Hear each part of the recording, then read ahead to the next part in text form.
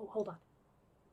Should I have something here so I can actually look at people commenting since I'm not going to be doing that on my screen? Like my phone or something plugged in? Oh, you're streaming now. Hi! All right. So today I am going to be doing a illustration out of a photograph on Photoshop using one of our photos.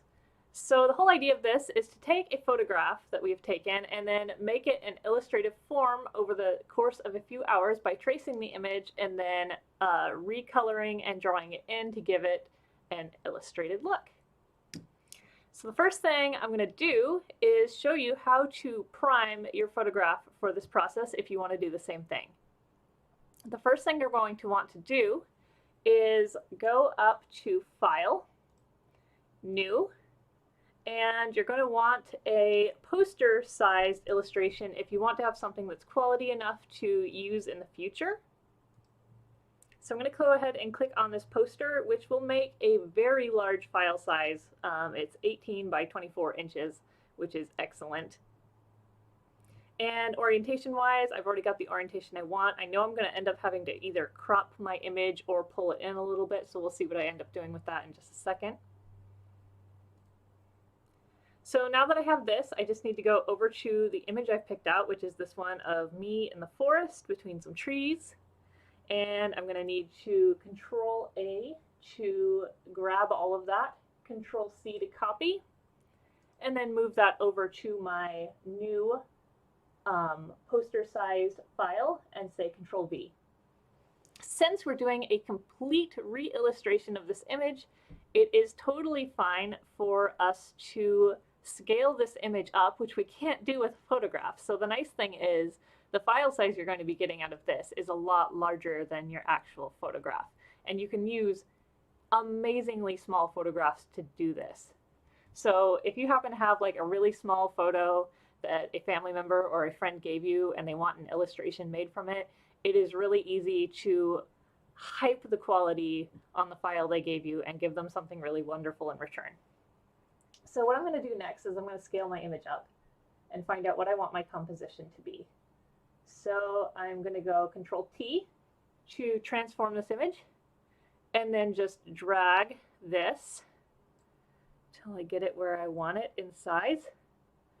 And the thing about this image is I don't want to zoom in too far because I actually really like the height of this image.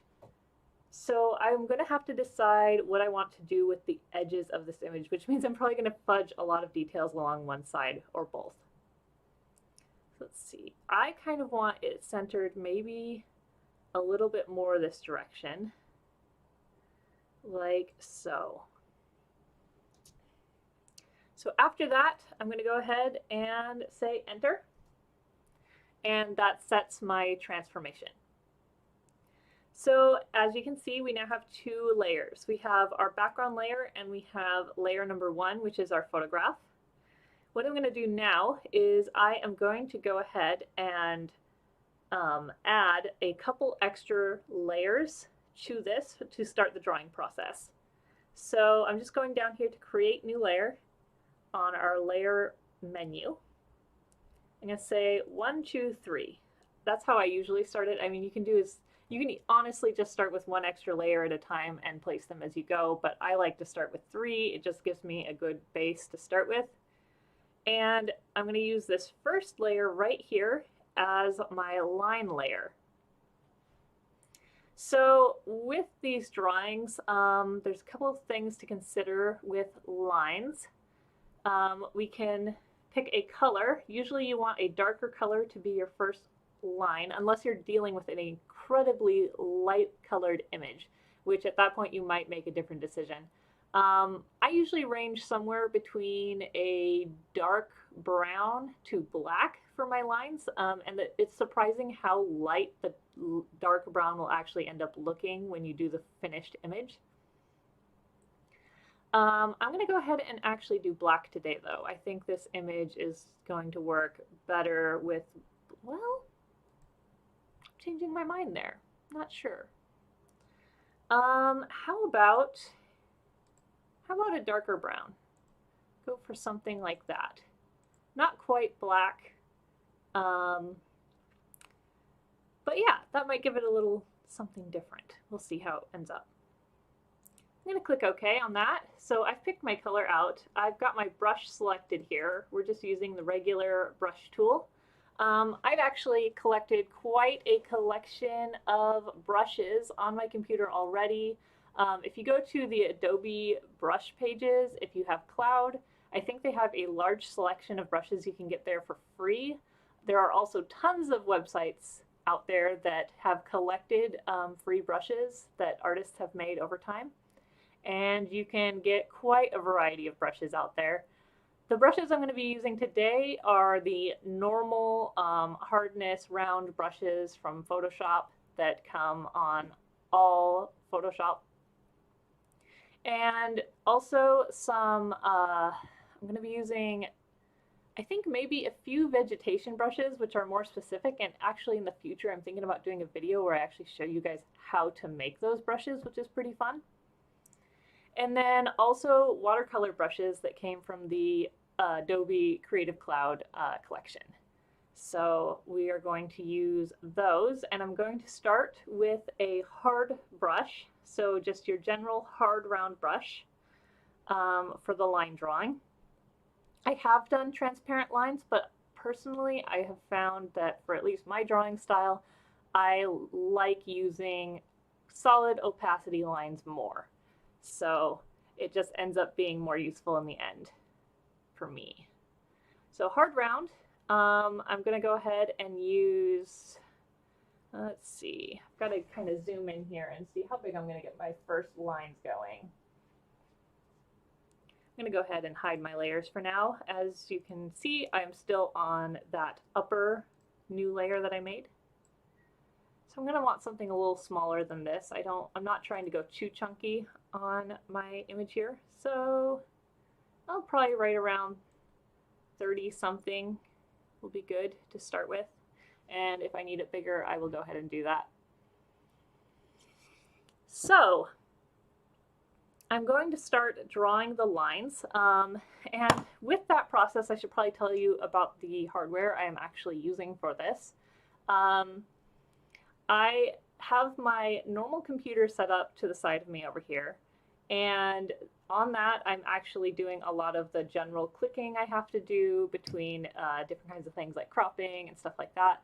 But then I also am working right here on a Wacom Cintiq large-sized tablet, and I've got my stylus right here, and I should probably tell you guys a little bit about the brush settings that you can use with a stylus that you can't use quite as well with a normal mouse. So I'm going to go ahead and open up the brush settings panel right here. The only thing I currently have selected with my brush is Shape Dynamics, and what Shape Dynamics does is, I can quickly show you here on the side. It allows me to create lines that are thicker in the center depending on how hard I press, and it tapers off at the edges depending on how much pressure I'm putting. Super, super handy. It's like an absolute must personally for me when I'm doing this kind of work. So I'm going to undo those probably with my history here.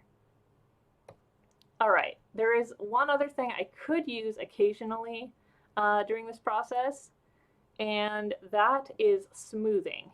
So otherwise, certain brushes will set themselves up with a lot of these other things, and I follow their lead. Smoothing I very occasionally use if I'm having a really difficult time with certain long, smooth lines. Oftentimes I don't end up using this for these, but very occasionally I will. And what smoothing does is, no matter how fast and rapid I'm moving, as you can see here, the lines are relatively smooth and kind of takes the shake out of the process, which can be handy. So I'm going to go ahead and actually start drawing in now.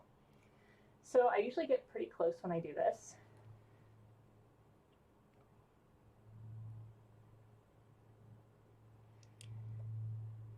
All right, so again, I am on the right layer, which is my upper layer. I have made some big mistakes in the past where I'm actually still on my photo layer. Big mistake, because if you're on your photo layer, then you can't do layering very well in the future. Make sure you're on the right layer, especially when you're doing your lines. And I'm gonna just go ahead and start getting the impressions of the lines of this image. This is gonna take a while, so if some of you are thinking about coming and checking out this process, you might end up leaving at some point, coming back later to see some progress done. I will be here probably for the next several hours doing this to get the image to completion.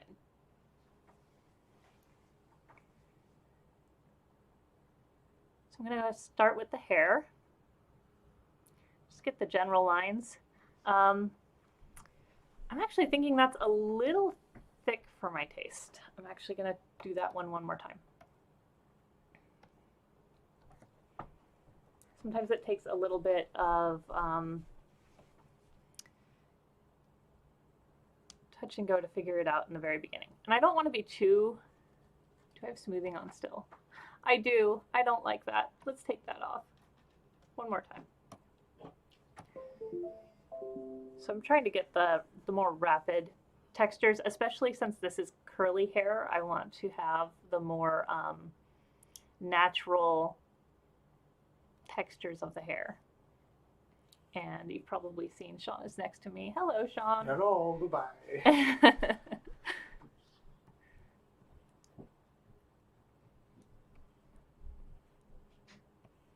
He is being my tech support tonight.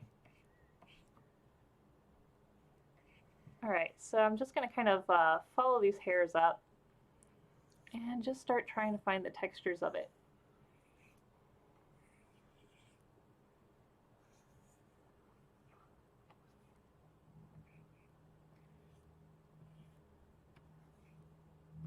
Sometimes you can also change the textures if you're not particularly happy with something, but I do enjoy this image, so I'm going to try and keep a lot of its qualities. It's going to be interesting talking at a camera for like 2 to 3 hours tonight. Not something I'm used to.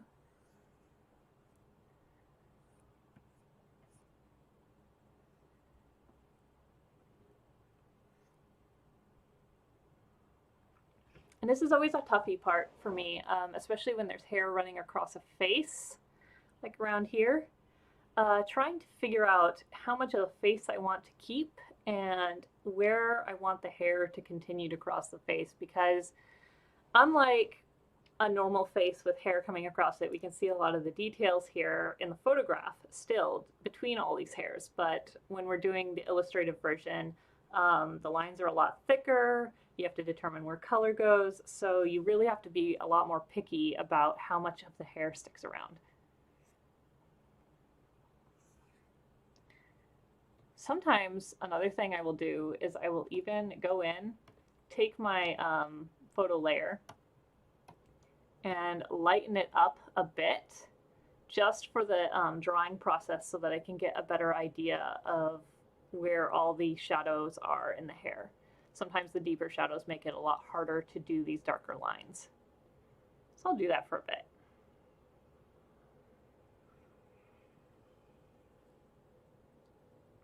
Except that is on the wrong layer. Oh, look at how that happens, guys. Gotta be careful or you'll end up drawing all over your photo layer.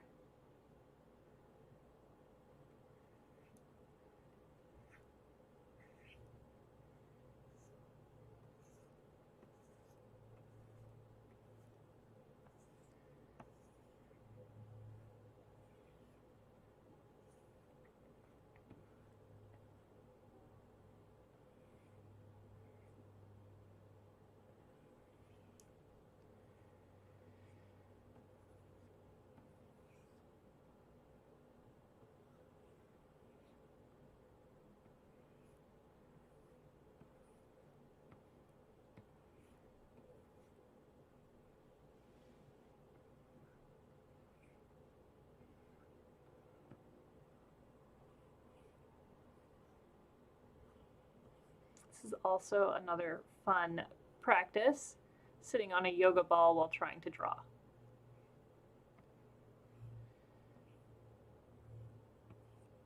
It's comfortable though.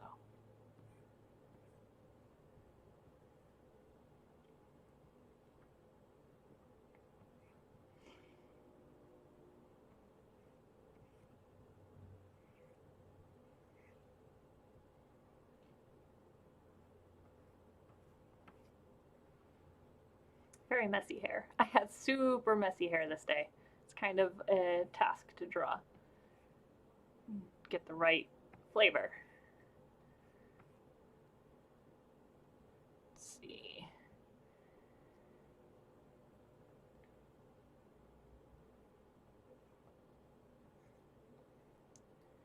The nice thing about this drawing style is it does not have a very hard entry level. As you can see, I am tracing most of this image, so you really don't need to be an expert of anatomy or anything like that. It's really just kind of taking the impressions of a photograph and turning that into something else. And I love that I already have all the tools to do this because of the other kinds of work I do.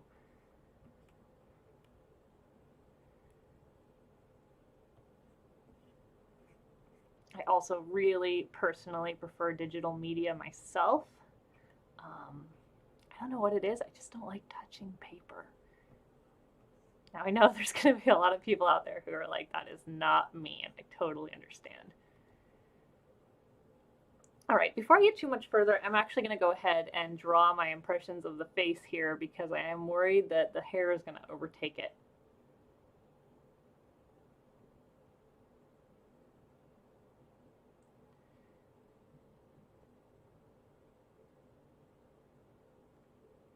It's really hard to see too. This is a kind of a fun thing about this process,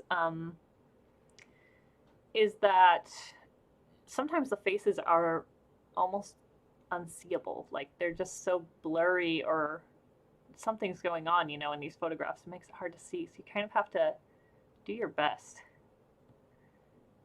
to figure out what's going on there.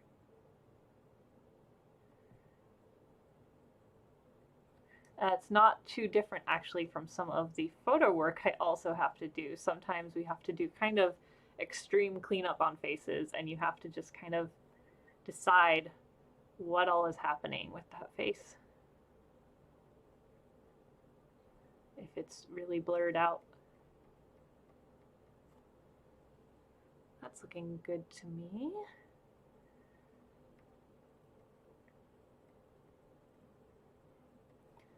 It doesn't look too far off from my profile. I think I'm doing an okay job.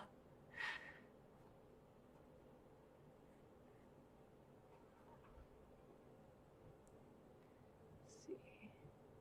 Sometimes it's a hard decision for me on how much lineage to do on lips because they don't look like solid lines to me most of the time so much as like a color on the face. So I'm not going to do a ton, I think, with these ones. Maybe just, I'll experiment a little bit and probably backtrack a bit as I go.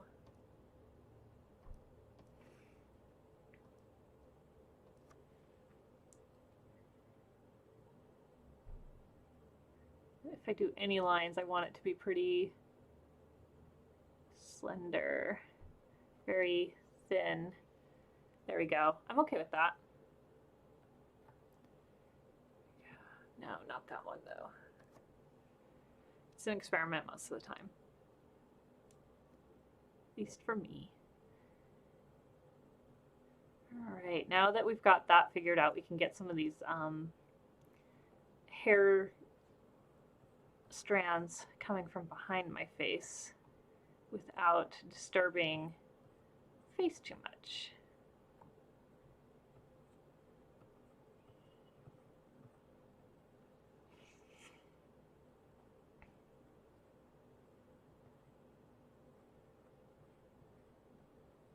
If you guys have any questions about the equipment I am using or techniques I'm doing, feel free to ask. I actually finally have a screen up here so I can see any comments coming in now.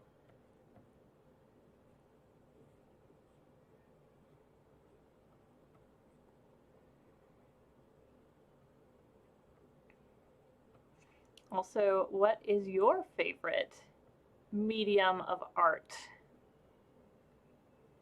What do you like to do?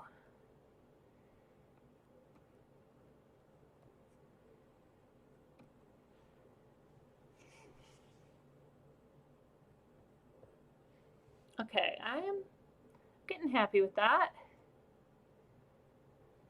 Let's see, I don't want too bright of lines back there. Okay, seems like that's working out. Got a little bit more hair at the top here to finish. It's kind of going separate directions too.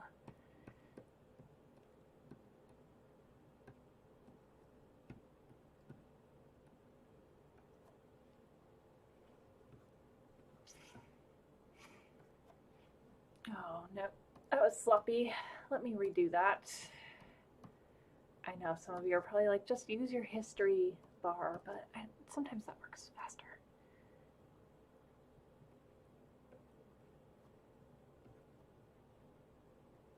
All right. I think I have gotten the hair pretty well covered there. And it's going to be interesting in this image. I tried to pick something that would be interesting. The hard part about interesting is that it's there's a lot going on. So once we're done with the front model here, me, we've got a whole lot to do in the background of this image as well. All right, I'm gonna go ahead and start doing some of the rest of the body shapes.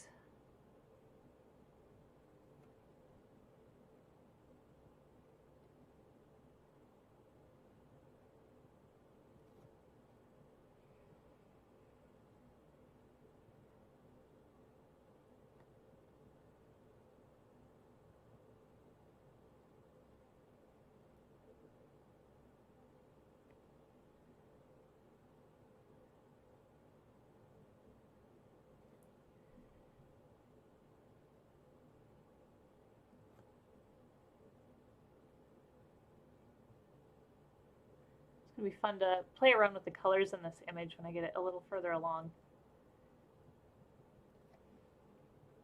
In the original photo edit of this image, the sides of this image between the edges of these two trees are normal forest green, and then the interior of these two trees with the model me is bright yellow, so it kind of looks like a doorway to another place. I'm not sure if I'm going to go that route during this or something else. I'll have to figure that out.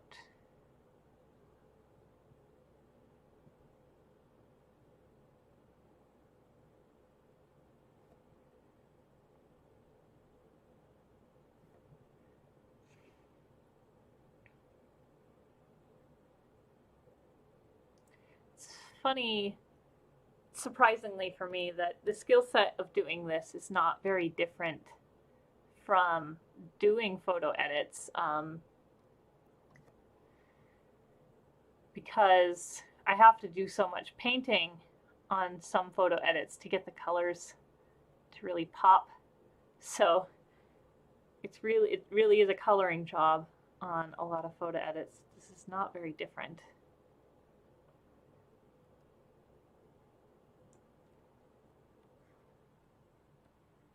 And color manipulation, which I will do a lot of in the ends of these edits. You'll see I still use my my Photoshop skills to play with my colors despite the job I've done beforehand. I'm also going to do a shadow layer on this as well once I get these lines done. That's something that I've started doing more recently, actually, to just really capture the crinkling and motions of fabric and shadows on skin.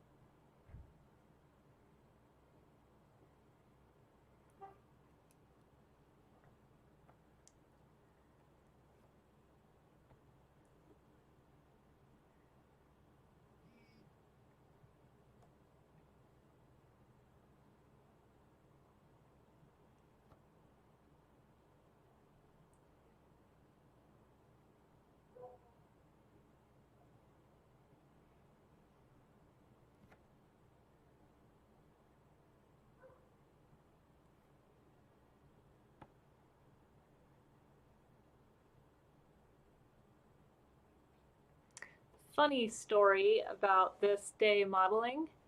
I don't know if you guys can notice, but there is a slight bulge around my waist right here. It's kind of sticking through the fabric. Somehow I forgot to take my tank top completely off, and that showed up. I was surprised it didn't look worse in the ending photos. That was an interesting cleanup to have to do.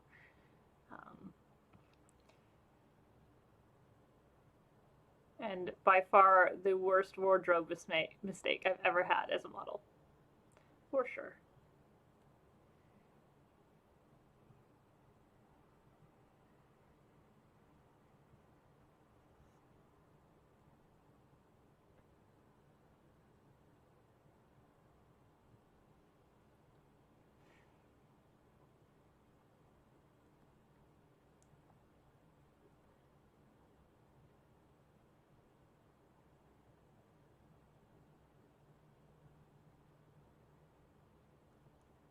So unfortunately, this is where it gets a tiny bit boring because I just really have to go through and take care of all of these fine lines.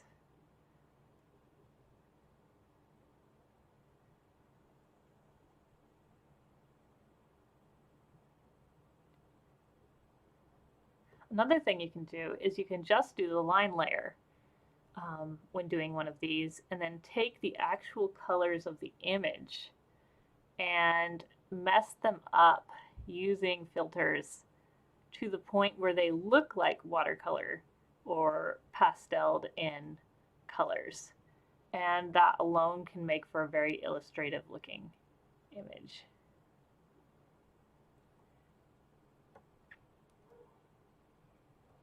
This dress, I'll tell you what, gets around on our photo shoots. We have used this white dress so many times on photo shoots. It's just a fun one. It's very, very easy to use and have look good in a location. It's also kind of one of the dresses where, like, you want to mess a dress up, this is the dress to mess up. Like, we've thrown this thing through the wash so many times.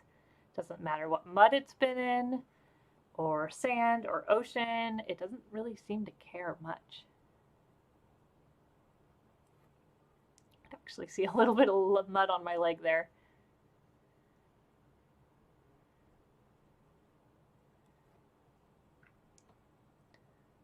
That is one good thing about polyester fabric.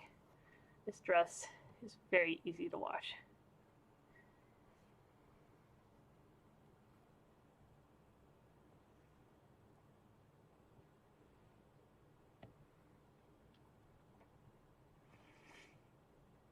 Oops.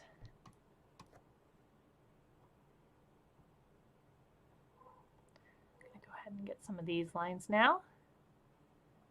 And then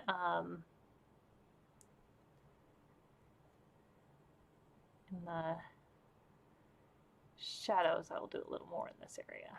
I have a feeling this image is actually going to end up looking a bit moodier than it currently does.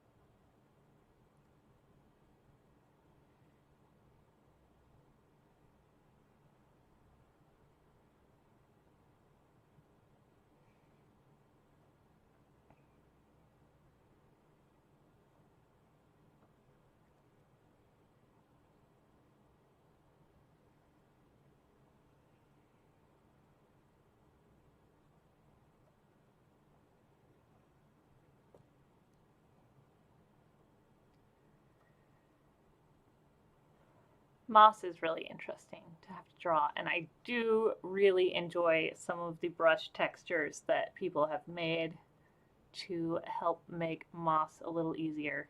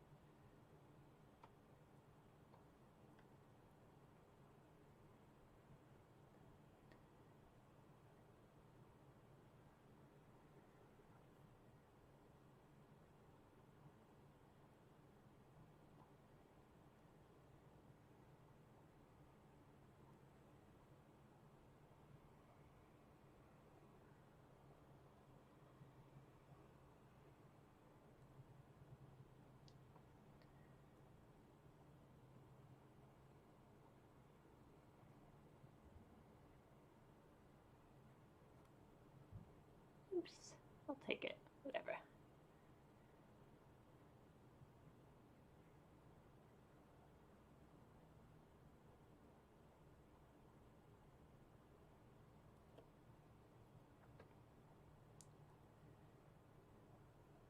Lots of mud on the back of this dress. I believe this was after a long shoot day with this dress. Or actually, maybe it was about midday because I think I put it back on later and we went and shot on the coast with my friend Lauren Zurchin Studios.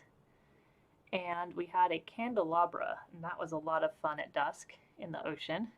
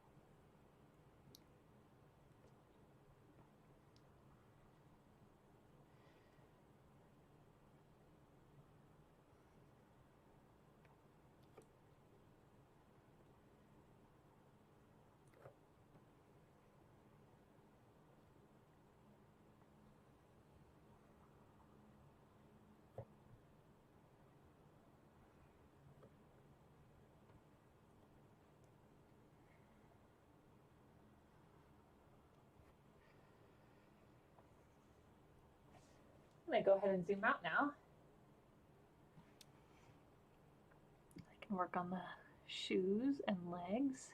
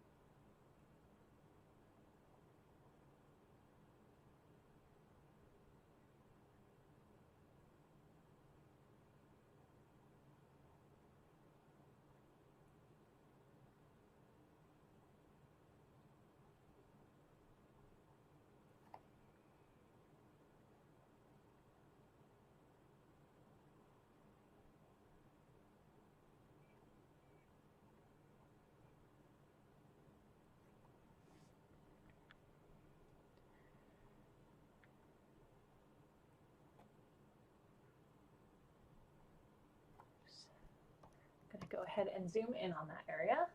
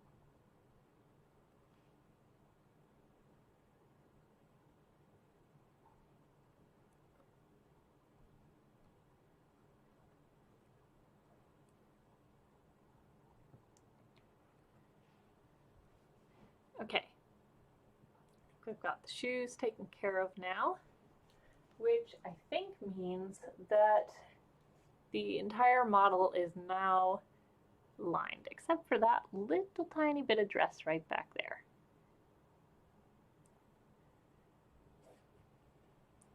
All right. Oh, there are a few other little details I could do on this. In here, there's a few sewing line details.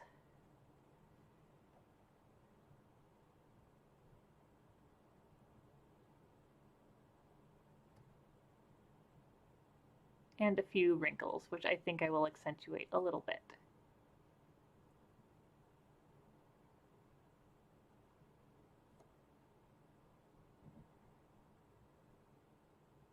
Shoot.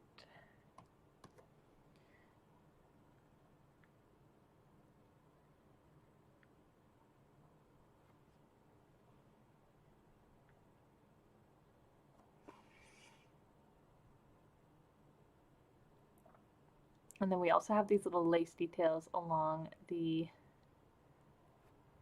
separate portions of the dress. And a little bit of a line that goes in between them for the stitching.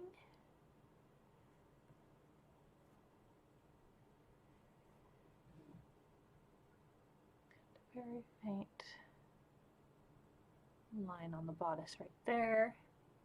And then we have this, more of that lace trail.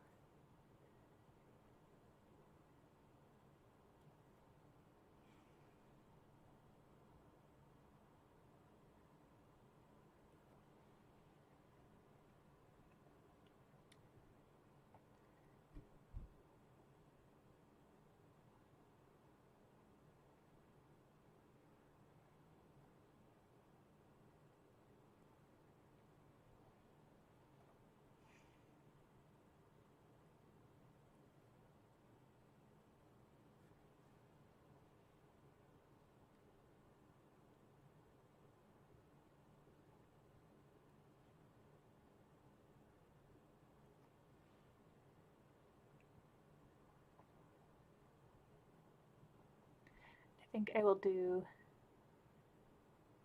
a few lace folds down here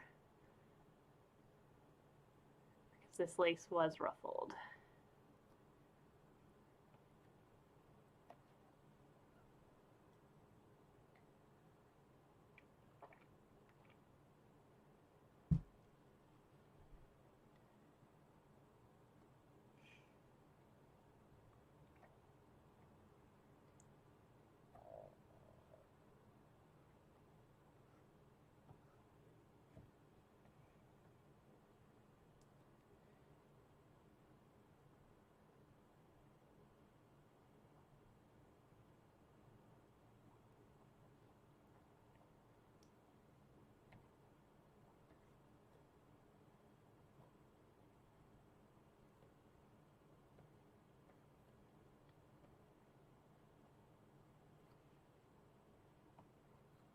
Kind of fudging some lines through this area just to show the laces movement.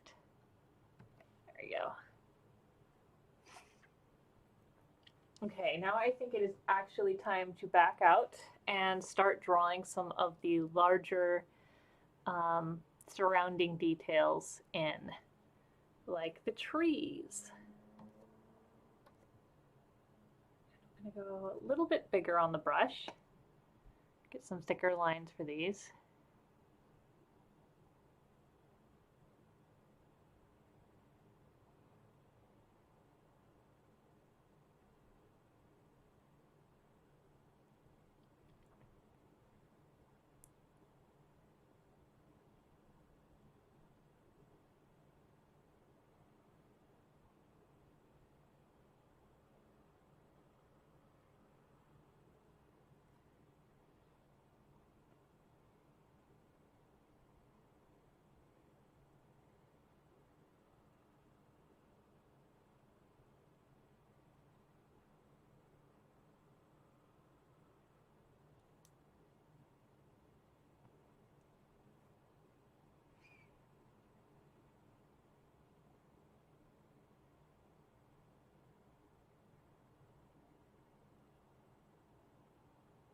not worrying too much about the moss details right now because I will put those back in.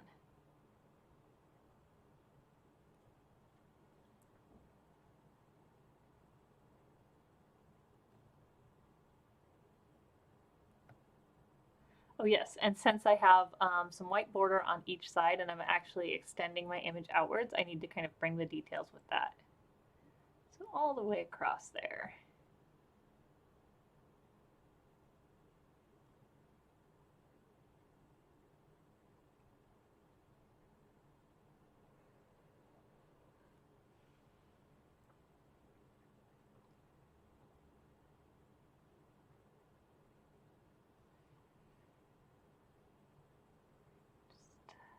Just drawing in a few little on the log details.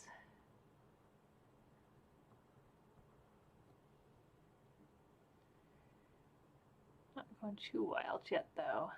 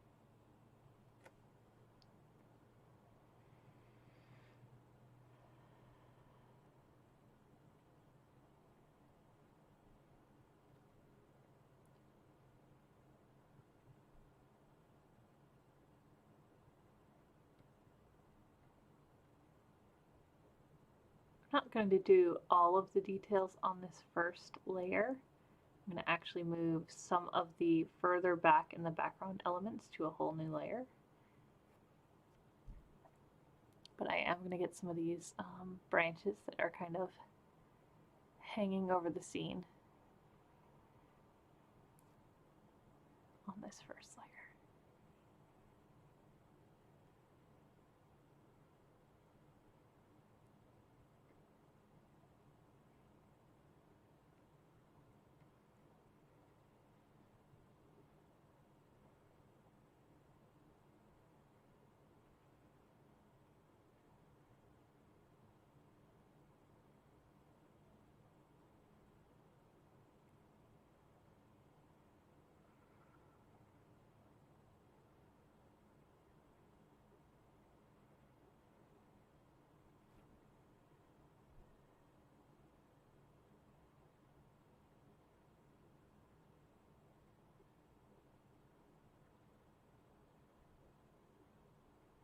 Fudge a few branches here on the sides and hope I do a good job.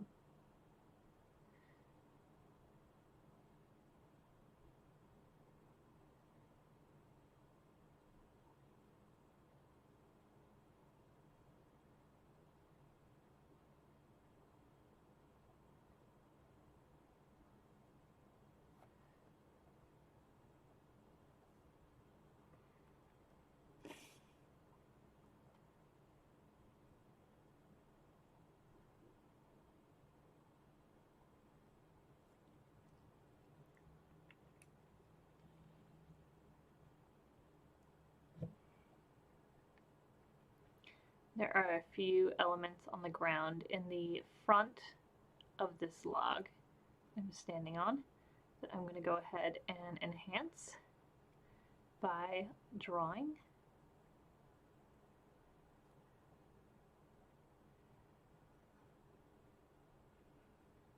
So I'm going to add a little bit of a roughage shape in front of these trees.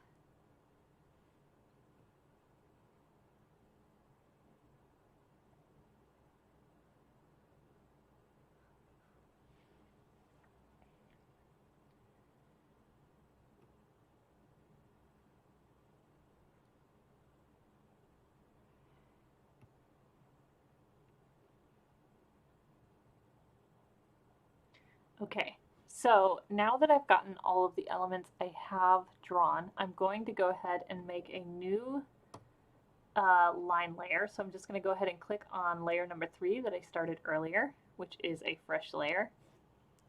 And I'm going to start drawing a lot of the background lines.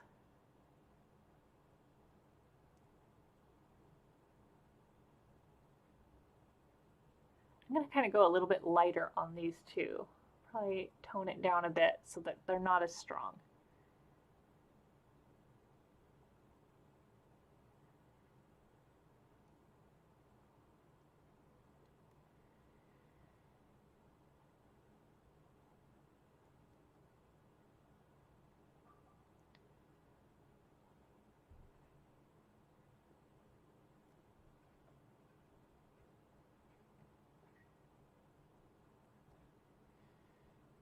All right, and I have to kind of falsify a few lines off this edge.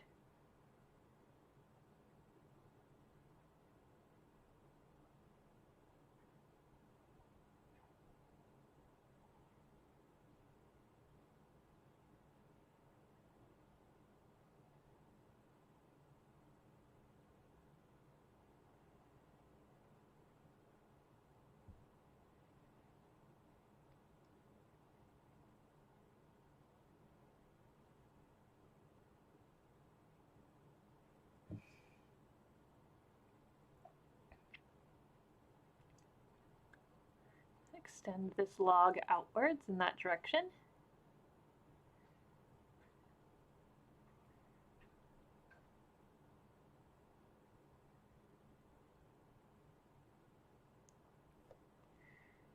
And I'm going to go ahead and take this one and continue it in its trajectory.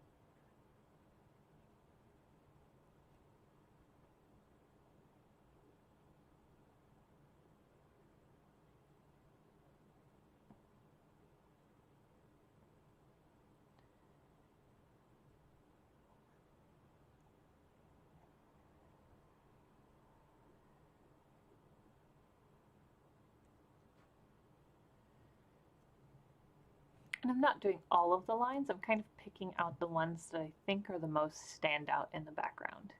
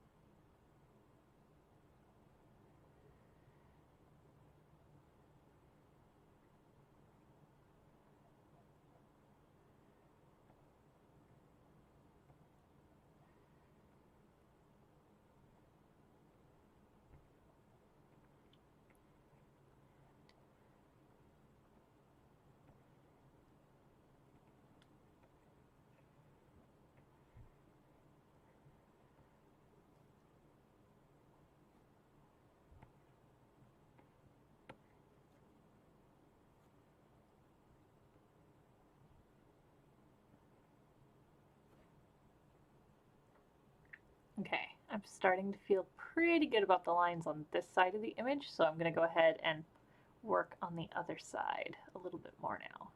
To these two. As you can see, little bits of trees coming through the background here. I'm kind of trying to go pretty light on these lines. Again, we don't want the background elements to be so strong that they take away from the foreground elements. At least that's what I'm trying to do.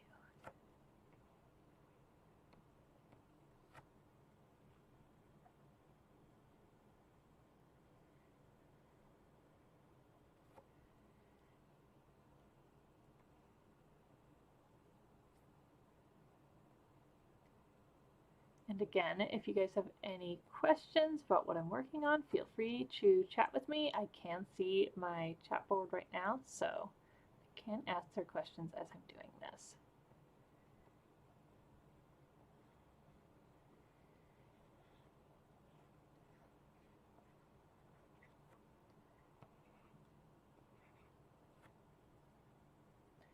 This is one of the hardest things about the Pacific Northwest forest.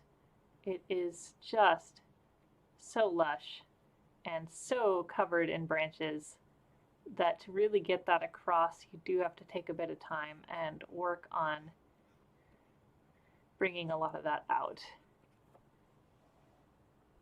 So usually I would say anytime I do an image that is a forested background like this, it probably ends up taking me an extra hour alone just to deal with the background.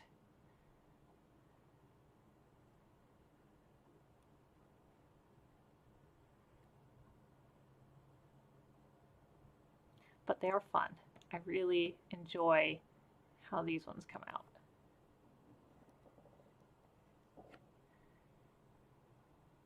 And for anyone who's just popping in, I am doing a drawing over a photograph and turning it into a more illustrative piece of art.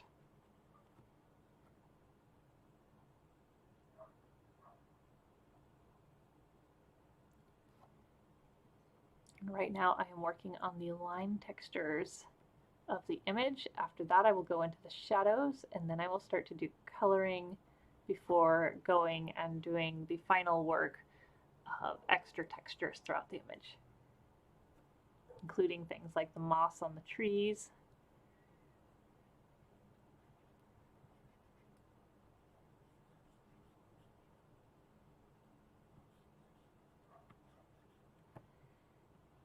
I still have these massive stumps back here.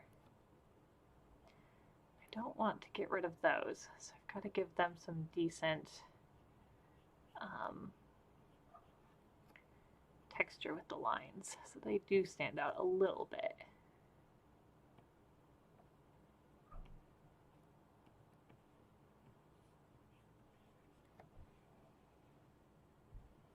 And we'll also do a little bit of extra work on that later using the shadow layers.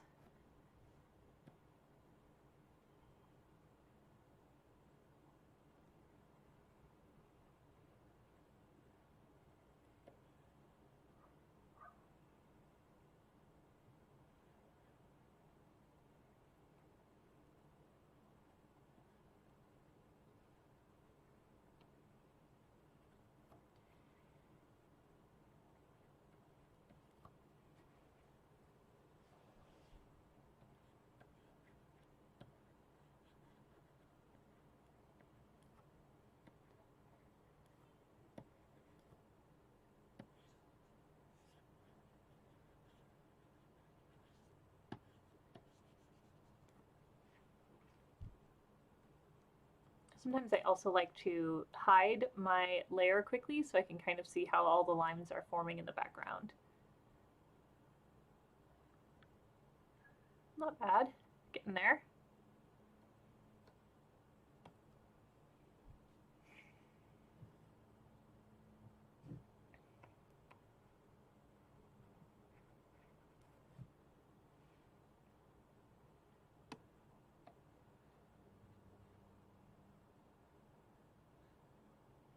We don't worry too much about the foliage textures, yeah, that's stuff that's probably going to mostly get added back in later. And I will also go between the layers to do the foliage texturing so that it kind of three-dimensionally comes through the image over the lines. That is the nice thing about Photoshop. I can go back and work between any of the layers of painting I've done at any time I want.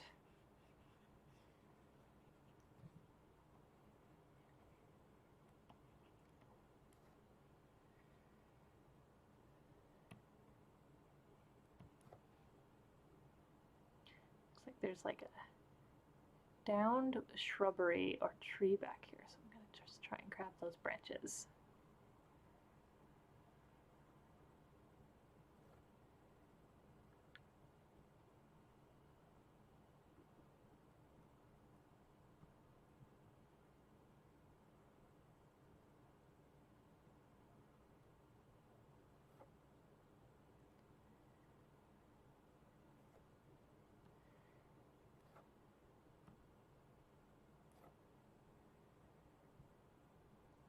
I'm going to check my layer again.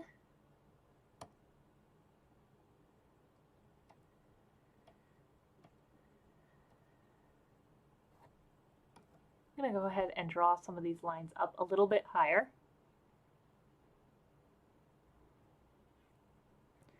Because I might need them later on, and I can always put foliage over them regardless. There we go.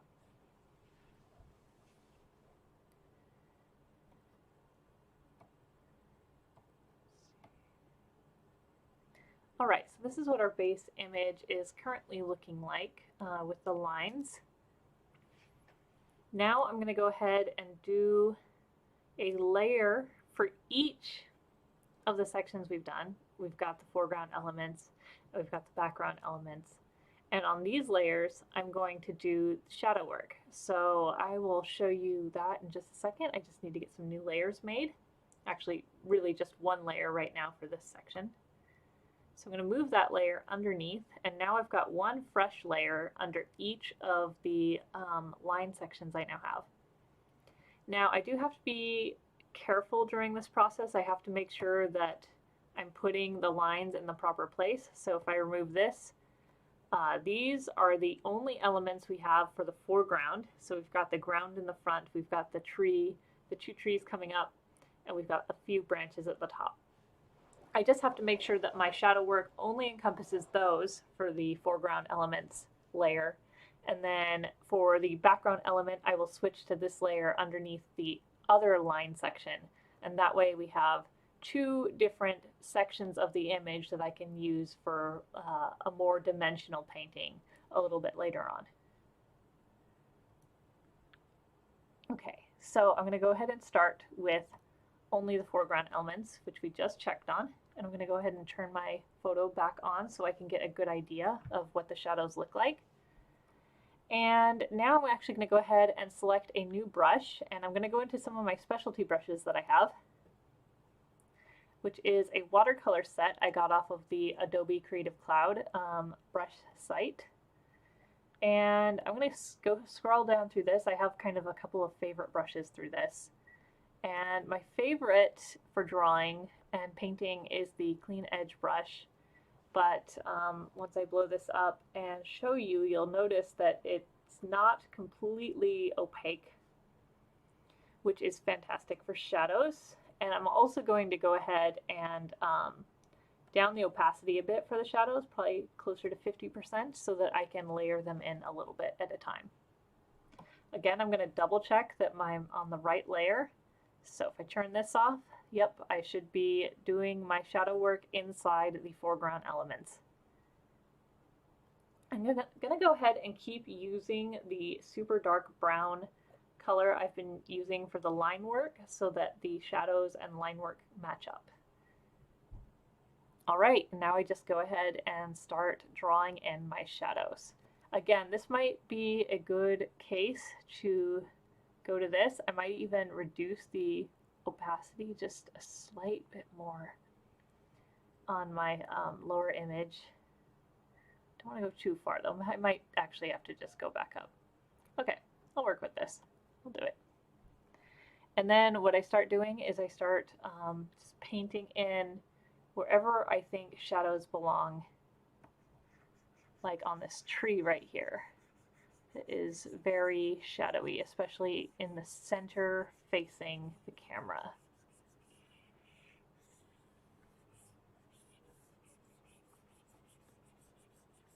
So I'm just doing one layer of shadow right now. I'm going to go ahead and layer a little bit more brush strokes over this in just a second, like now. Oh gosh, I'm making a mistake, guys, and I've warned about this before. I am on my photo layer. This happens so often to me. Be careful, make sure that you actually go back up to the right layer before starting. I will go ahead and backtrack that up and then just double check.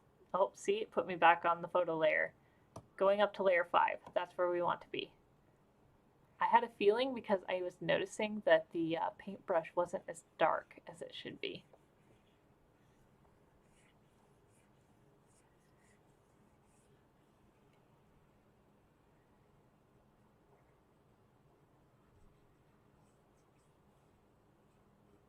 So I'm not doing all of the tree because I do kind of want to have a little teensy bit of rimming on the outer edges where there'll be a bit more light. Down here I do want it to get pretty dark.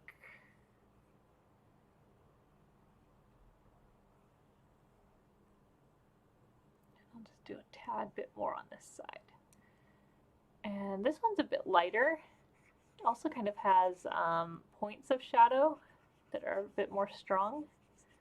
And so I'm just going to go ahead and do a little bit down the center shadow on this one. A bit of a focus on certain points.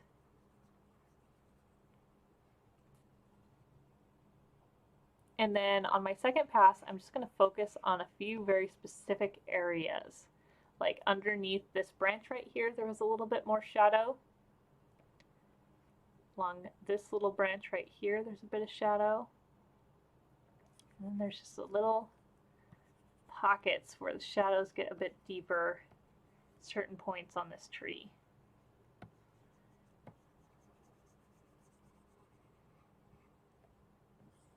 There we go. So if I just go ahead and erase my background layer, you can actually start to see those shadow layers starting to build up. I'm just going to go ahead and do one more smooth pass on this all the way up and down it and check on that.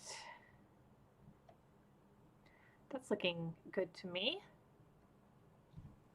So now that I've gotten those true trees done, I can also do this stump down here at the very base. I have no idea if this is audible in the camera right now, but I can hear our neighbors all drumming and banging on pots and pans outside right now.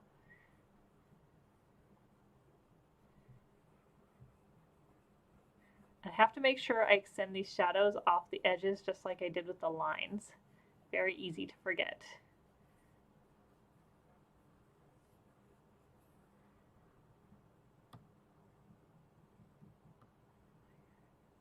Oop. Went a little too far off the edge there and hit my dress. Don't quite want that yet. Be a little more careful this time.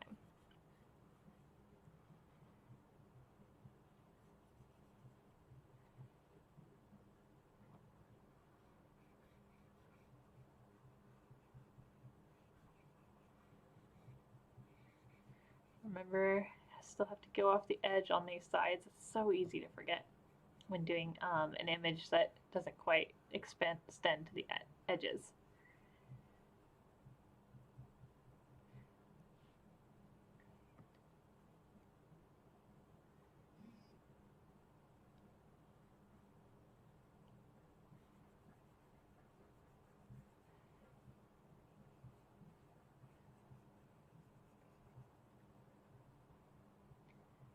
Photoshop is swiftly trying to catch up with my painting here.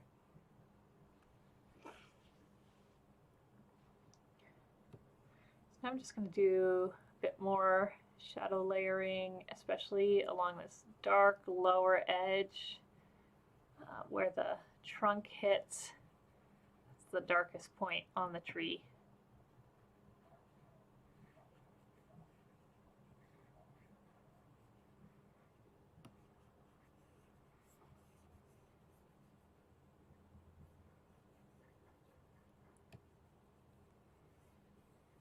May even draw in some darker colors later on or shadow work separate from this at some point.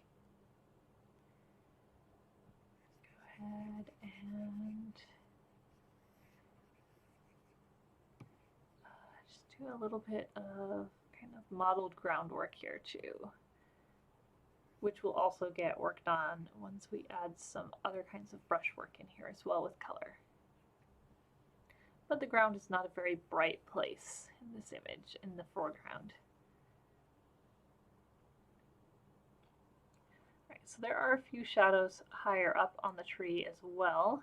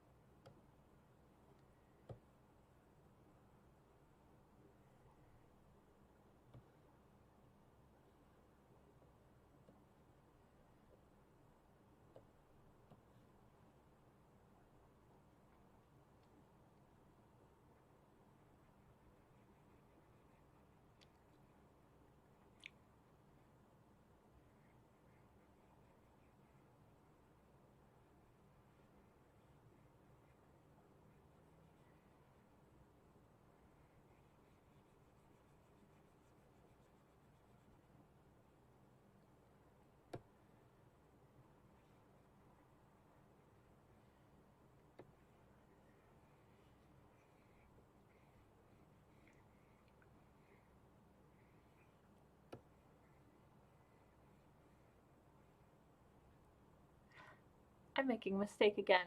Remember, I was saying only the foreground elements, which I'm almost done with. I should not be painting that. I need to backtrack a bit. Okay, there we go. We'll leave it there because I actually want to wait and do this with my background elements.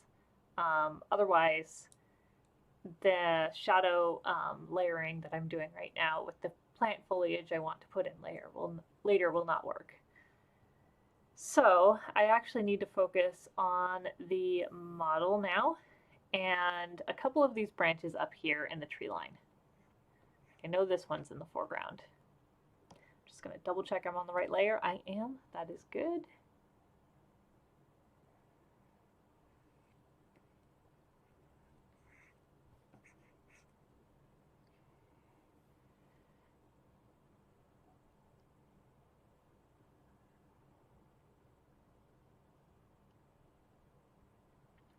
So I'm going to do a little bit of shadow work in my hair.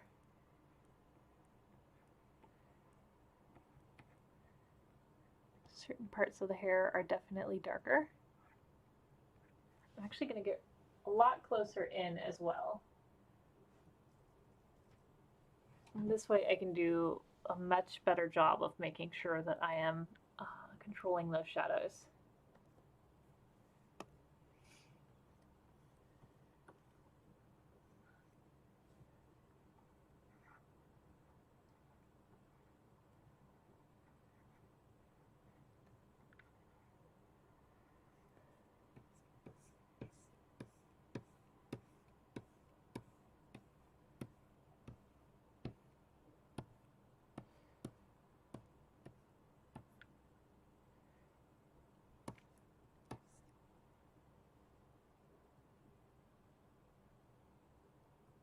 The face is actually very shadowy in general in this image compared to other portions.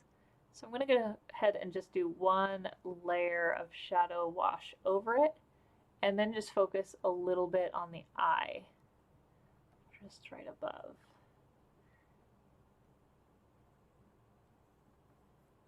And then there's just a little bit to do out here on the body, though in comparison to other portions of the image, the shadows on the body are a lot lighter. In fact, I'm actually going to go ahead and undo that and then go ahead and bring the opacity down even further so that the work I do on the body with shadows is much lighter.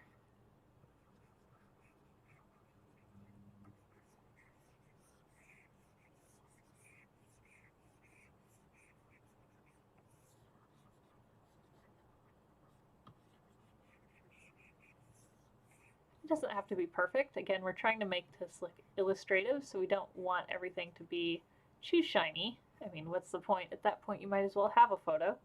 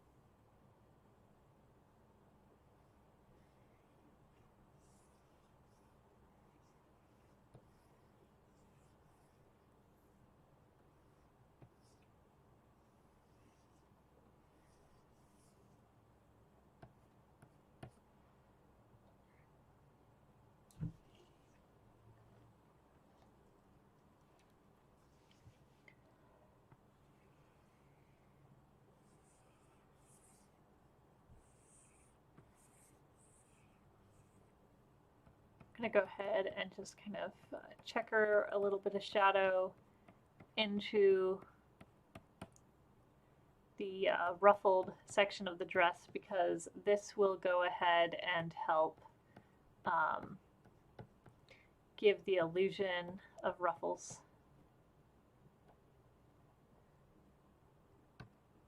Especially down here, I need to make them particularly dark. So I'm just going to go ahead and fill them all in a bit.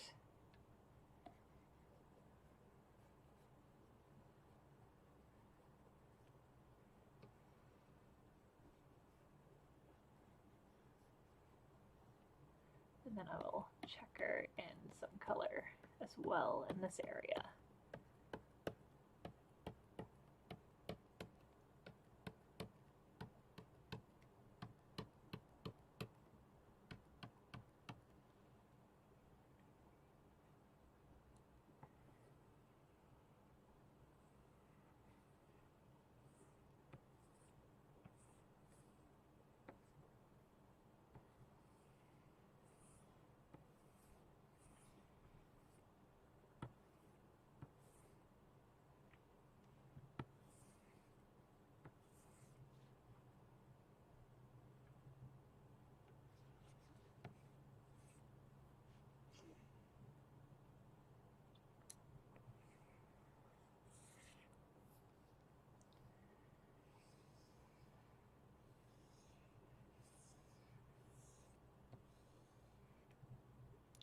So I'm just drawing the shadows down the dress.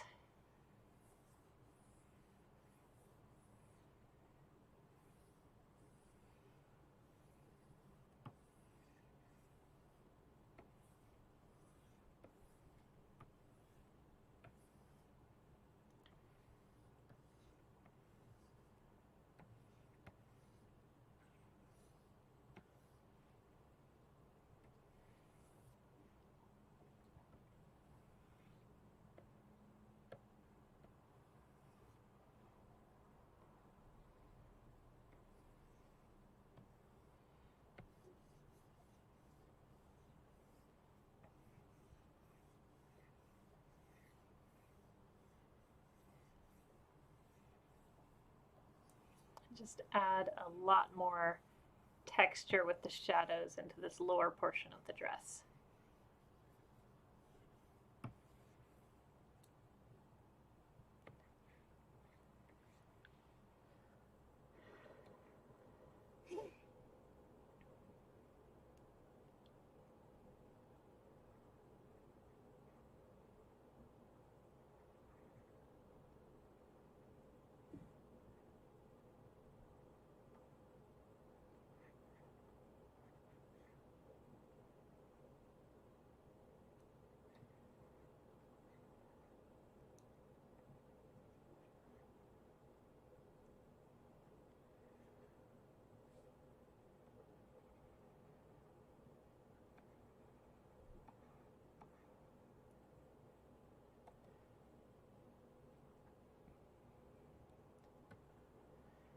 All right, so let's see, I think I've gotten most of it. I just have a little bit to do on this arm before moving on to the next step.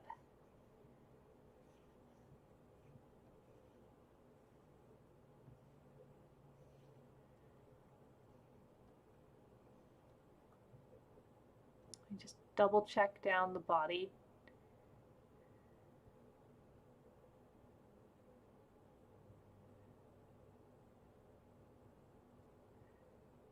Give it a little shadow right there.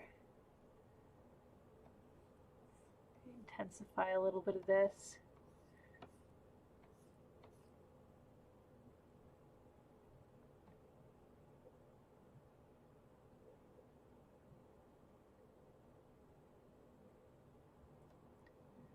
And I'll add a little extra right here.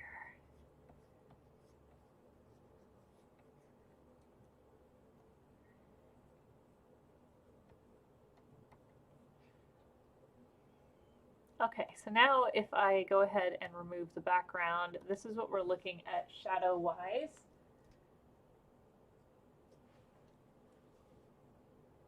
So not bad for a start. Now I mostly just have to focus on doing a little bit of shadow work on the background, and then we can move on to coloring. All right, so now we have to move to layer 2, which is underneath layer 3, which is our background element layer. So we want to keep these connected with each other so that we can actually do some dimensional layering later on. All right, I will go ahead and maybe expand my brush size a bit. So we're going to be working on background elements. And then just start layering in shadow where it makes sense. And I'm going to expand the opacity actually quite a bit, maybe even up to 60. This is still a slightly, only slightly opaque watercolor brush. So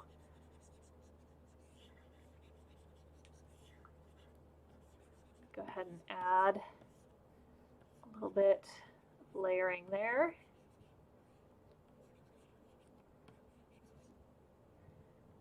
Got a lot of shadow going on right here.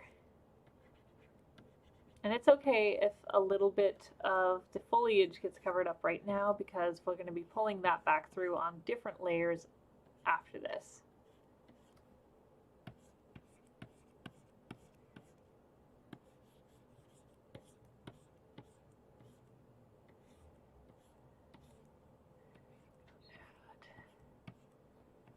And I'm being a little more robust with the brush here because I'm not worried so much about the fine details on the background. It's still going to be very much the background, and it's okay for it to be a little bit more murky in definition.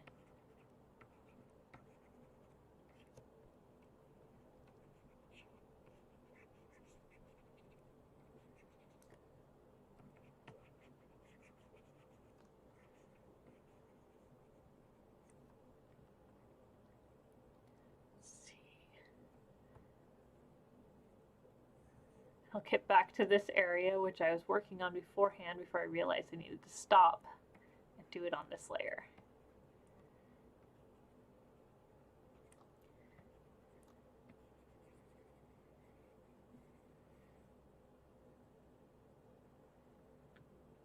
This definitely moves a lot faster than the line layer, especially when you get to the the background elements, because you can just really just slop it on there.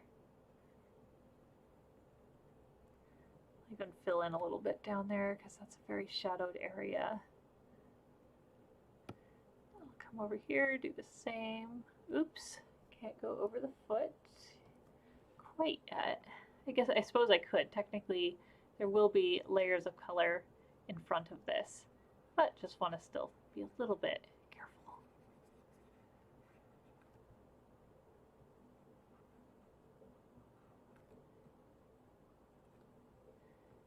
Okay. Get some more shadow on the undersides of this log. I'm going to go ahead and just take a peek at how things are looking back there. Not bad, it's coming together.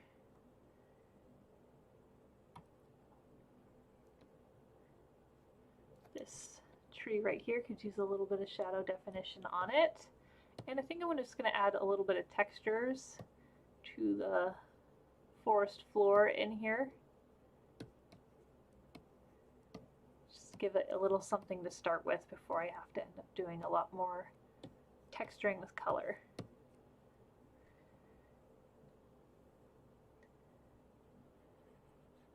Go ahead and assume that there's actually a very large log crossing this area right here, because we have trees growing on it.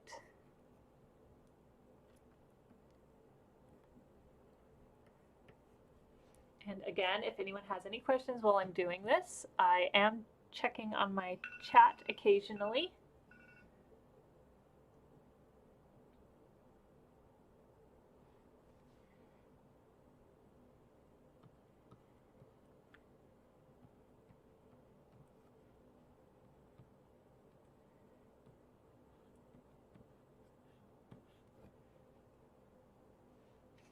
Okay, do one more check on this. That is feeling a lot more lively to me.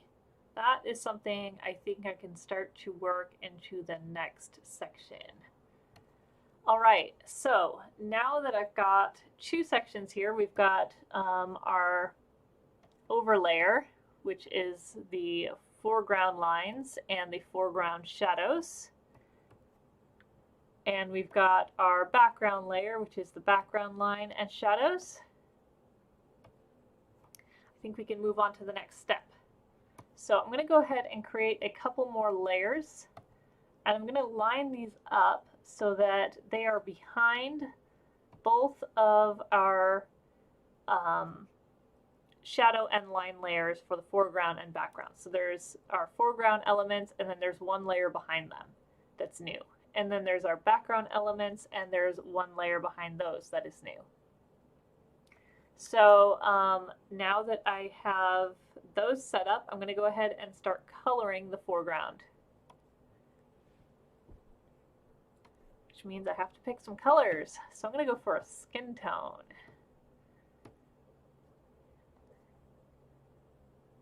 Let's see, something kind of pale. That'll work.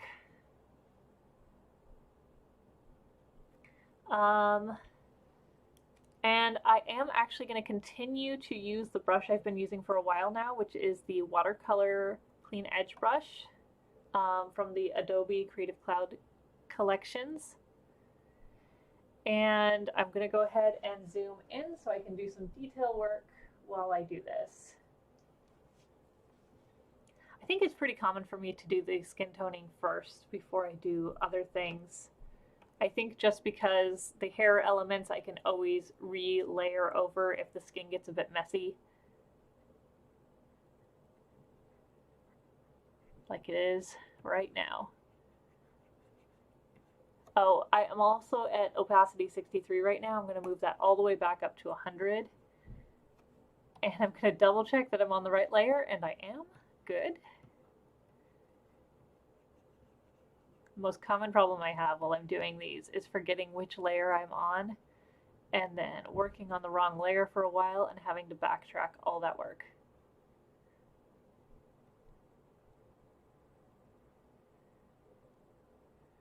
Hopefully with time I will get better at that.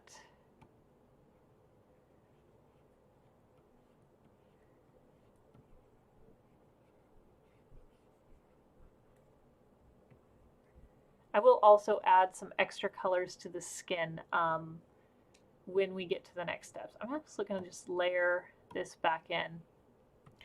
Looks like I've picked a paler color than the actual skin tone, but that's okay. I think that will work. We'll kind of go for a washed out look.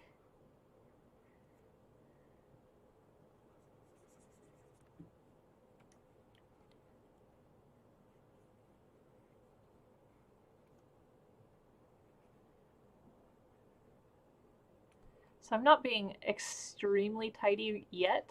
I will get there though, as more of this lines up or it gets finished.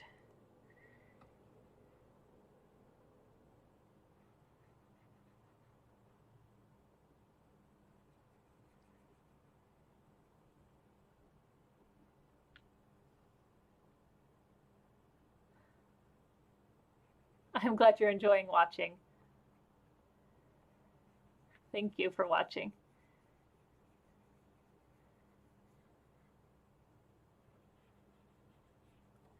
It's very soothing for me to do this every few nights. It's kind of become my, I mean, I do a lot of different forms of art, but this has kind of become my, how do you call it? My hobbyist art, the thing I do for my own relaxation.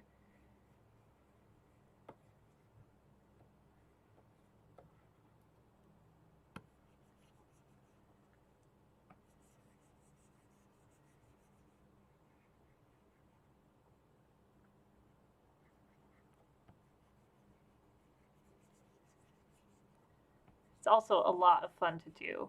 If you ever get the opportunity to play around with this, it's really enjoyable. And I like the lack of stress involved with it because you do not have to be extremely trained in anatomy and drawing technique to accomplish this.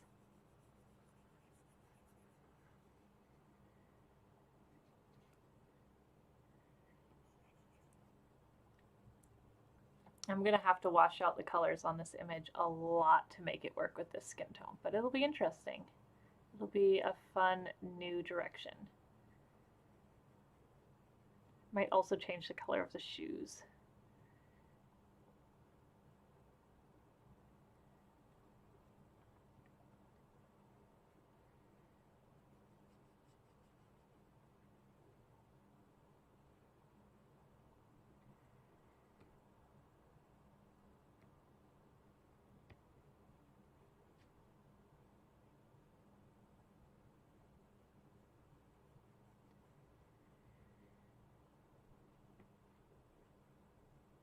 The one thing I do have to be careful about with the pen while I'm working is that I don't go outside of the lines that I've drawn for the foreground elements, because I will have to eventually do the next layer, and anything that shows on this layer will show up on that layer as well if it's outside the lines.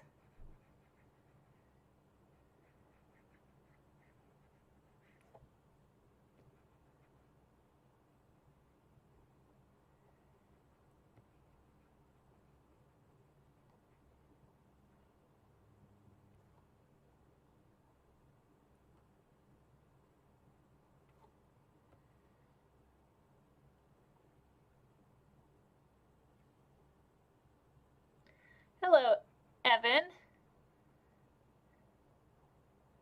Thanks for watching.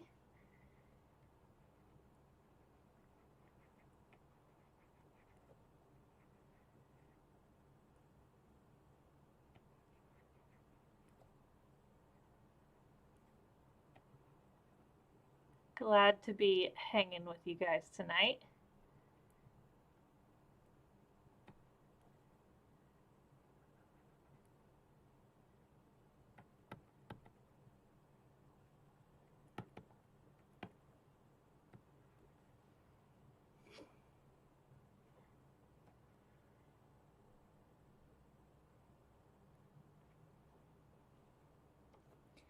Okay, so going with our washed out theme, I need to pick a hair color. I might end up picking something a lot lighter than I normally would, just because of the current theme we have going here. Let's take a look, see how it ends up.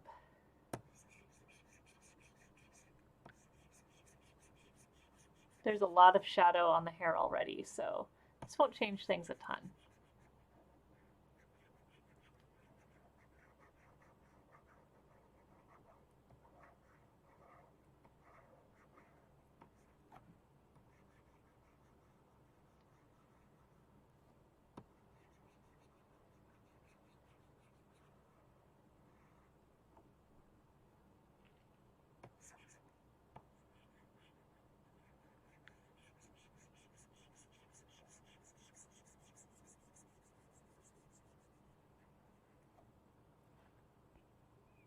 I'm actually going to zoom way, way in so I can be very precise now.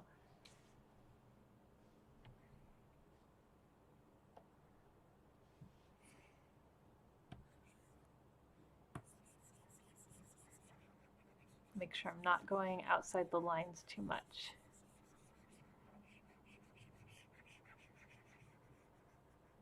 Oops, just a little bit there.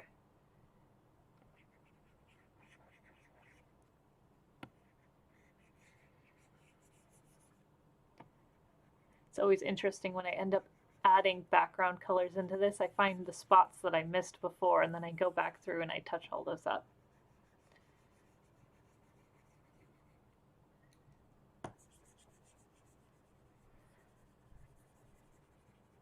So I'm thinking I might do this once a week during these drawing sessions I do. Stream it online for people to watch. Not sure if I'm going to go for a particular day on that. I will decide that soon.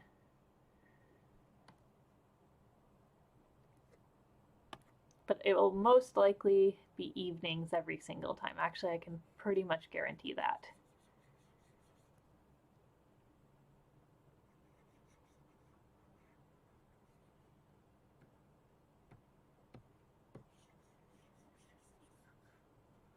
Probably starting around 6 p.m.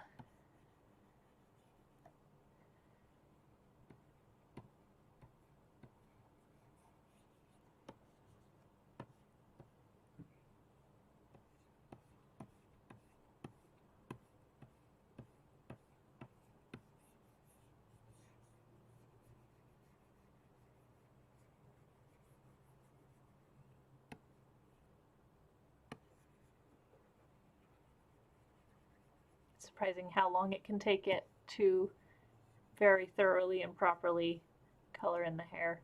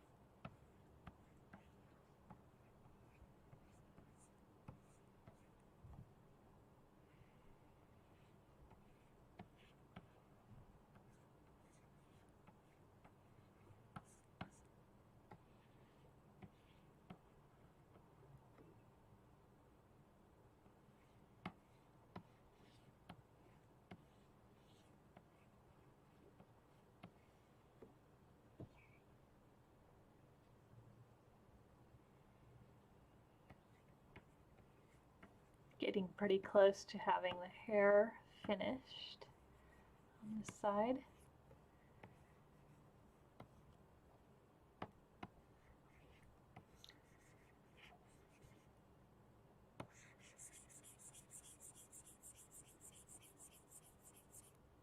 I'll actually go ahead and expand the brush side for just a moment.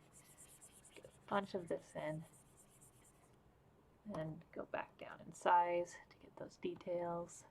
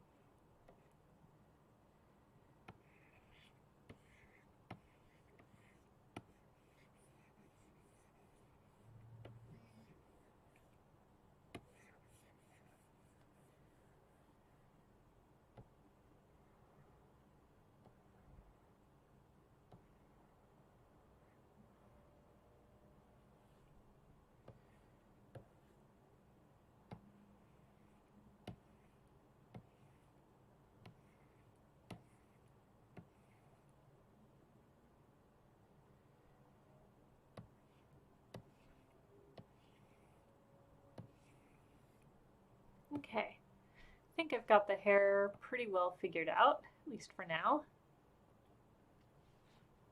I'm going to go ahead and pick a lip color. Might go a little bit more shocking with this one. It might be a darker color, something that will stand out a little bit.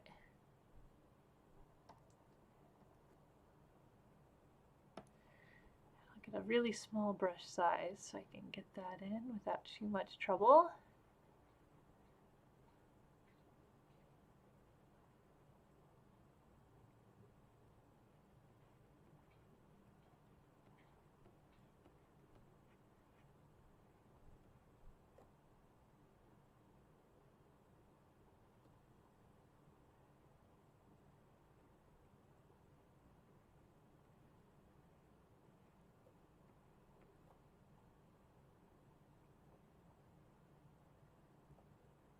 Going for a different color theme than this image originally was. I'm going to go ahead and also blush the cheeks up just a little bit, add a bit of color in there so that it's not too deathly looking.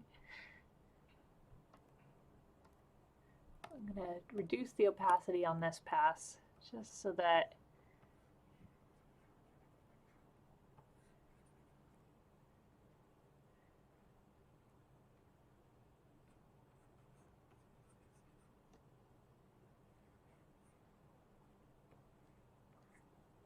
it's not too bright.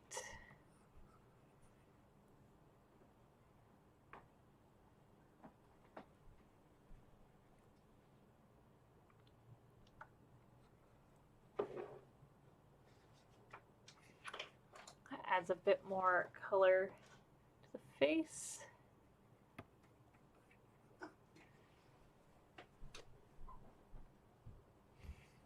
And I might also brush a bit of that across the body as well in certain places.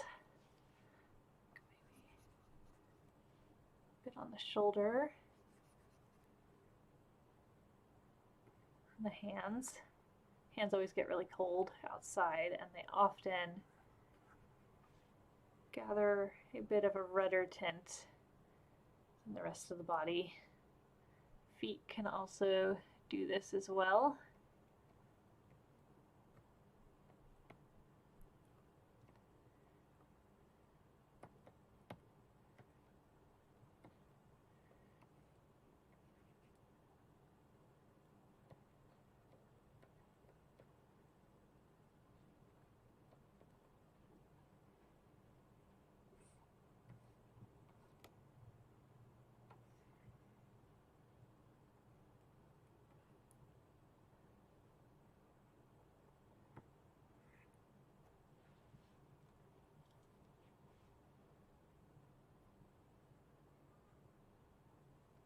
can make this brush a lot bigger now and just streak a little bit. There we go. Okay, so now I'm going to move on to the dress. And I'm really actually liking the color tones that are already coming through on the dress. So I think I'm going to go ahead and aim for something actually kind of gray. Not so bright. Maybe with a tiny bit of tint to it. I'm trying to think of what I want that tint to be. Could be greenish. I actually think I'm liking this warmer gray tint a little bit better. And then I'm going to go ahead and zoom in again and start working on the strap sections. That's actually a little too far. There we go.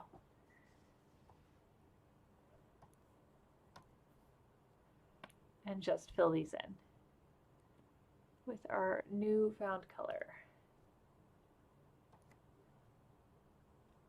And I need my opacity all the way back up, and I'm actually going to make the brush a lot smaller so that I can really get the details without removing the hair work I did.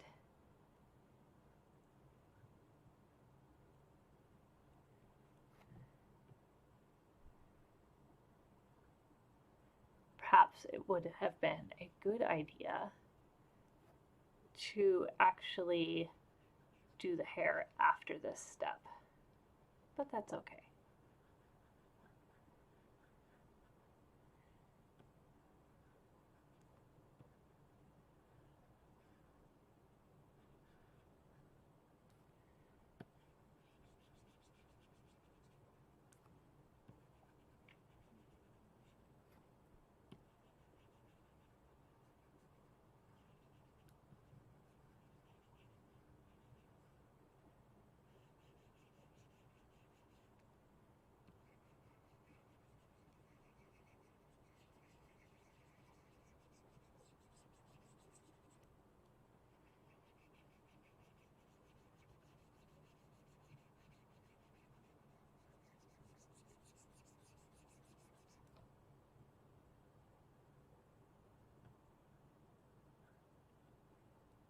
Thin a couple of those hairlines just a little bit.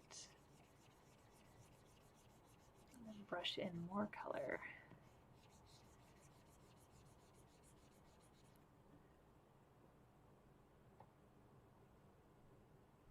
Now I can get the brush a bit bigger for a bit.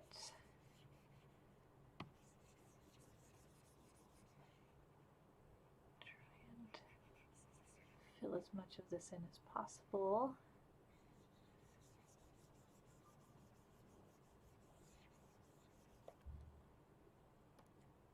And then go back in with a small brush again.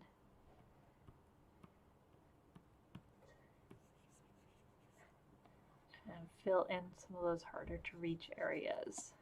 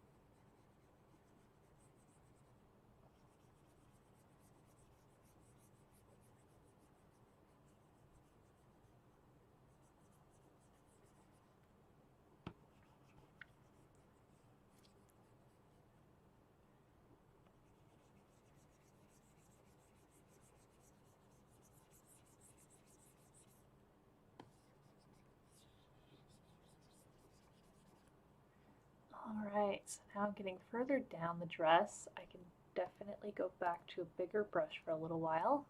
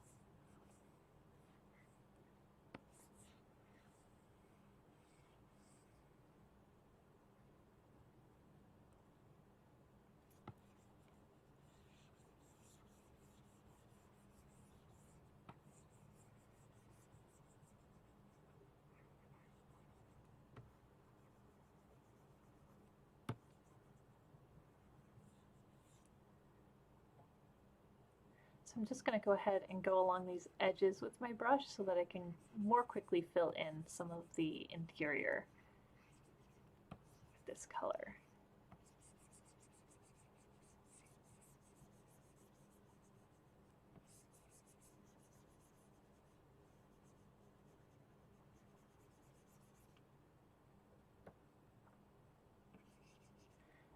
Thinking I might change the color of the shoes. I'm not sure yet though. Either I'll keep them that closer to that brown color that they currently are, or I might make them gray to match the dress, but I'm kind of torn. Not sure which direction I'm going to take that yet.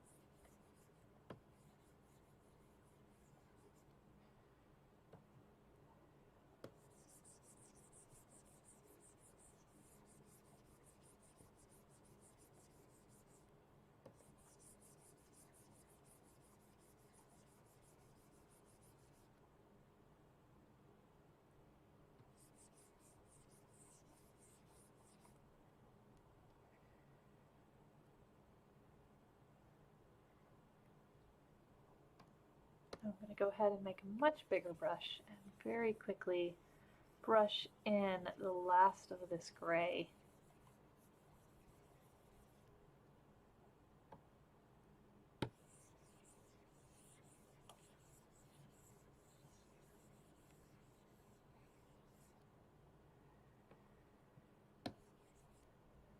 In this section, and I have one more section to go to, which is the dress on the other side of the tree.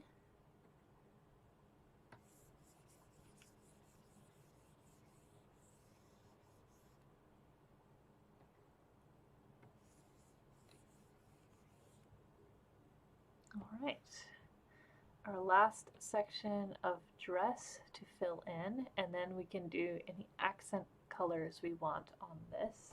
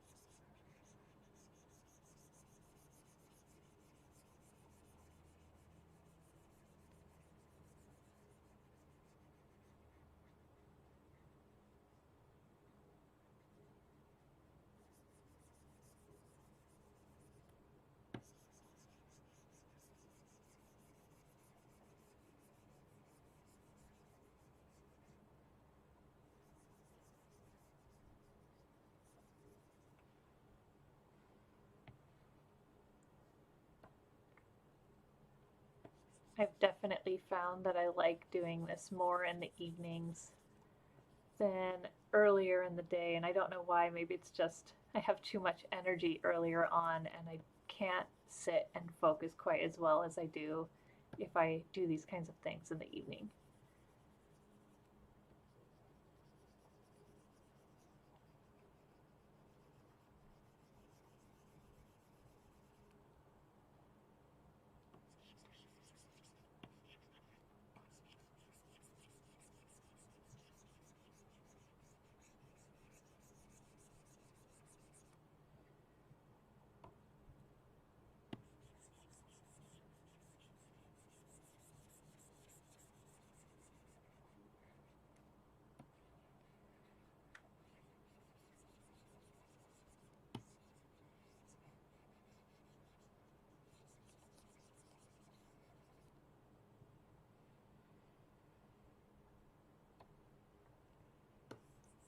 So I'm just filling in this whole section again on this side, and then I will take a bigger brush to it and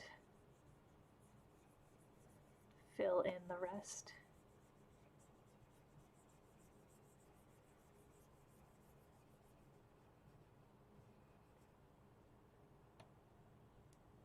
And then I might take a few accent colors because I am realizing I really do like the look of a little bit of mud streaked on this dress. And I would like to see a little bit of that brought back into the image.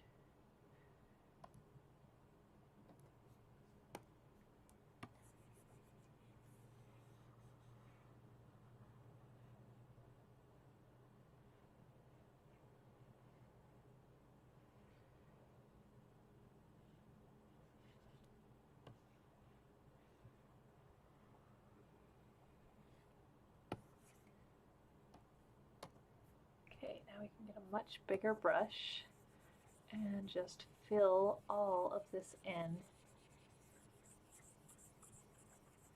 with a couple of layered streaks.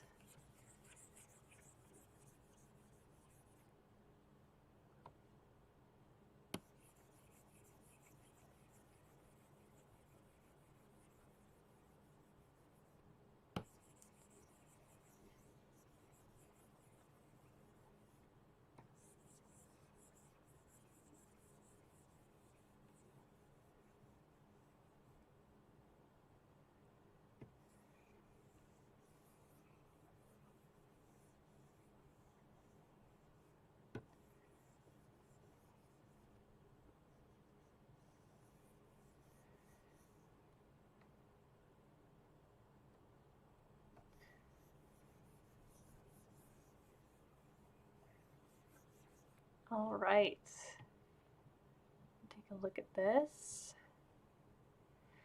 And now I have to make a decision.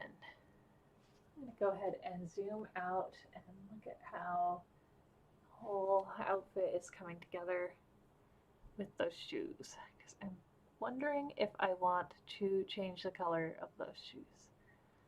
I don't know. I'm kind of actually liking the brown aspect of them and how it relates to the hair color.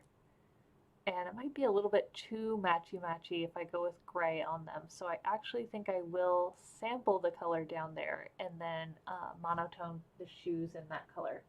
And then I will come back to the dress and add a few accents.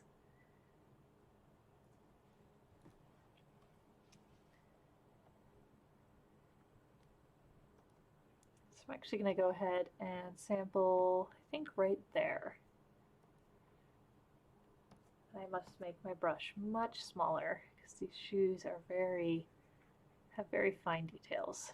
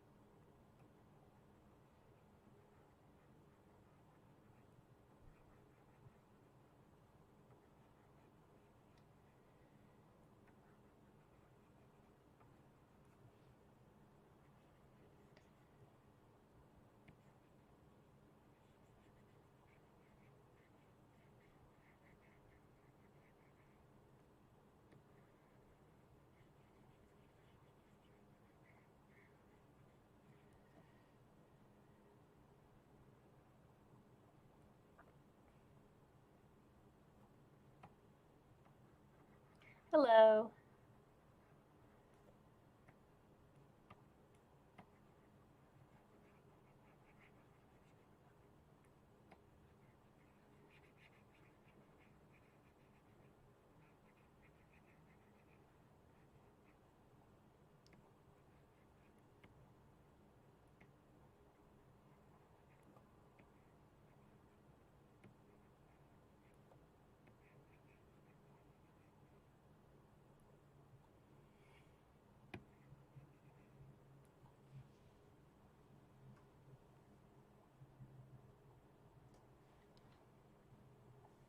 Okay, so the whole front figure is now done, but I still have to color in the base colors of some of the other foreground elements, including the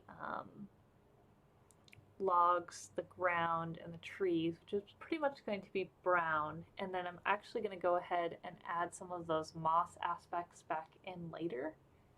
So I'm going to go ahead and pick a rusty red because I believe these are cedar trees, and I really like that rusty red color they have. I don't want too bright though. We are trying to keep with a relatively muted palette on this one, aren't we? Let's see how this does. If it's too much, then I can always backtrack. I'm also going to go ahead and turn off the background lines for a moment, just so I know where not to draw. Thank you.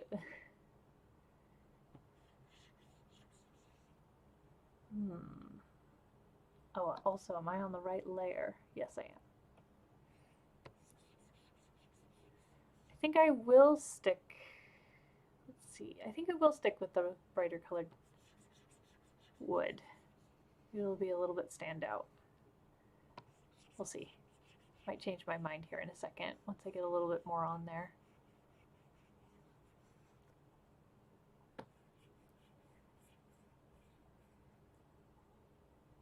I think I will stick with it.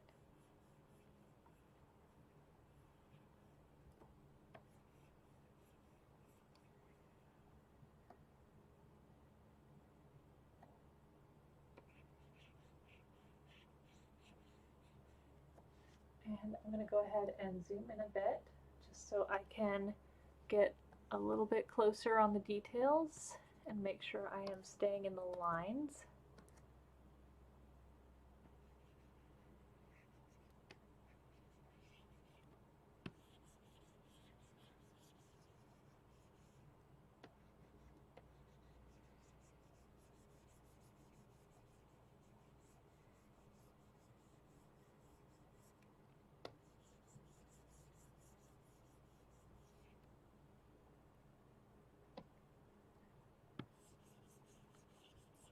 We'll be adding a lot of moss and foliage textures back into this image later. So we're just trying to get the bare bones in there right now.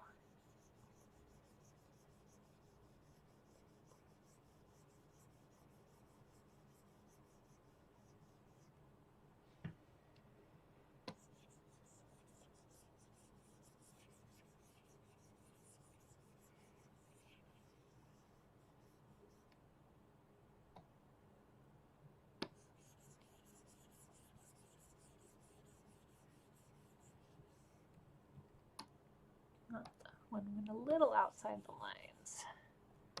We'll expand the brush size again, because luckily I made these tree lines very thick, so it's easy to stay in them.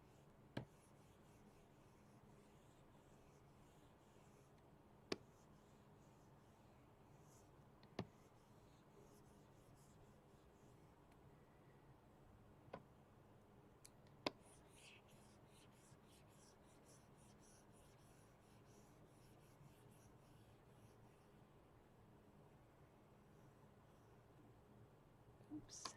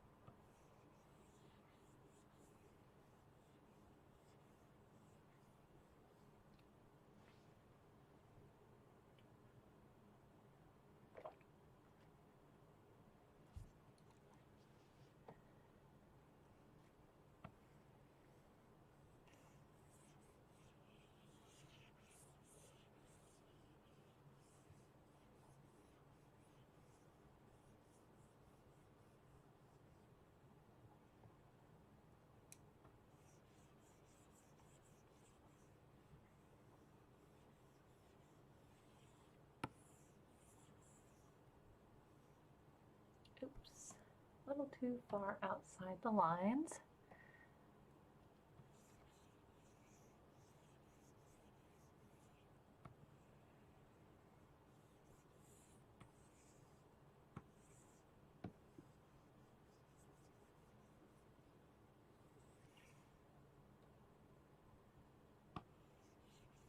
One great thing about this technique is if you have a photo that does not have the best lighting aspects, or you wish you could have changed the composition a little bit, this is a great way of dealing with it.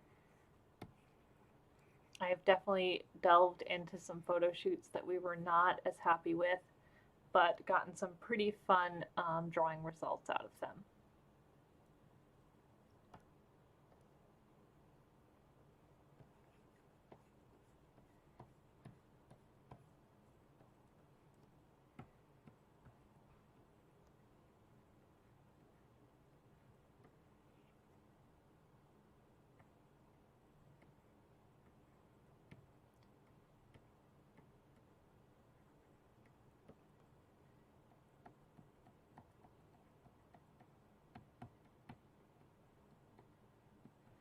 And we are also finally getting some color in those extended areas of the image. We kind of had to do some fudging.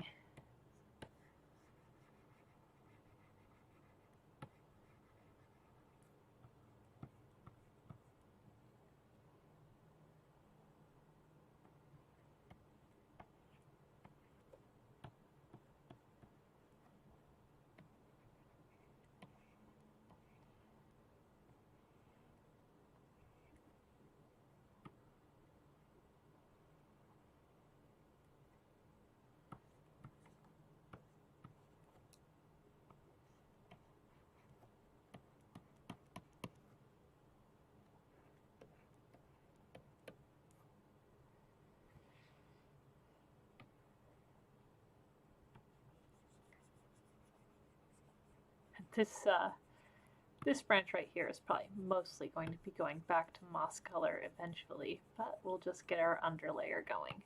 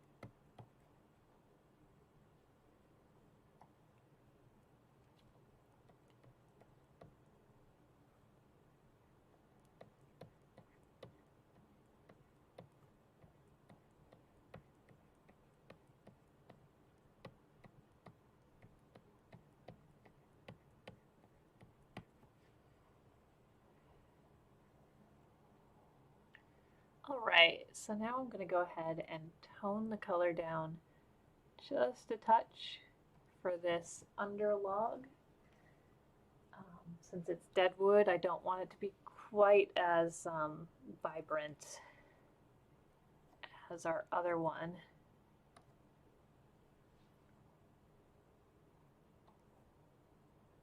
And we'll make that brush a lot bigger for the moment.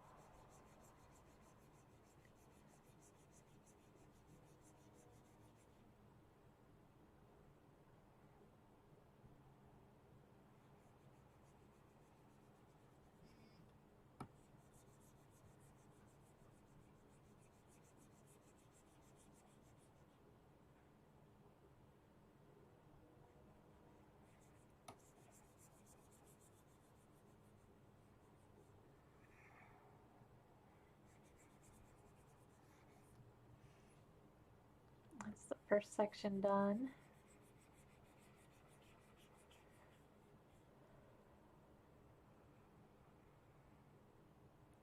I'm going to go ahead and make the brush smaller for a second to get around some details.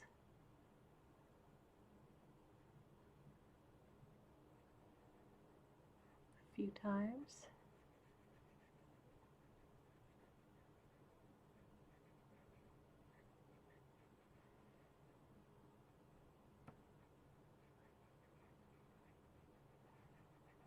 We're just creating the underlayer colors right now, so again, a lot of this moss is going to be coming back.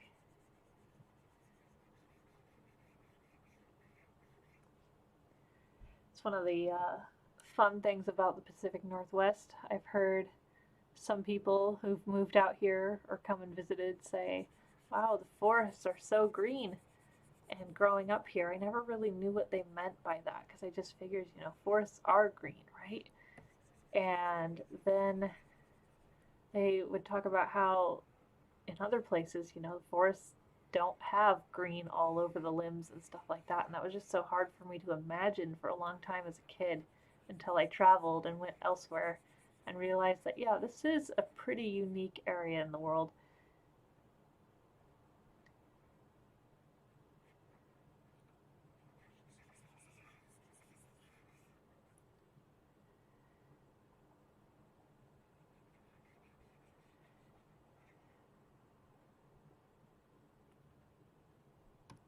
Oh yes, I have to remember to put mud back on the dress, don't I?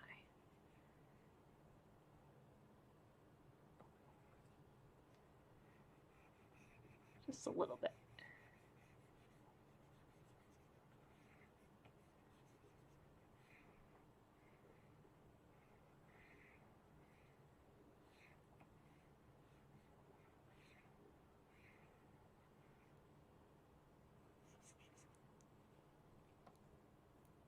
I have to get the brush pretty small so that I can get into some of these sharper corners.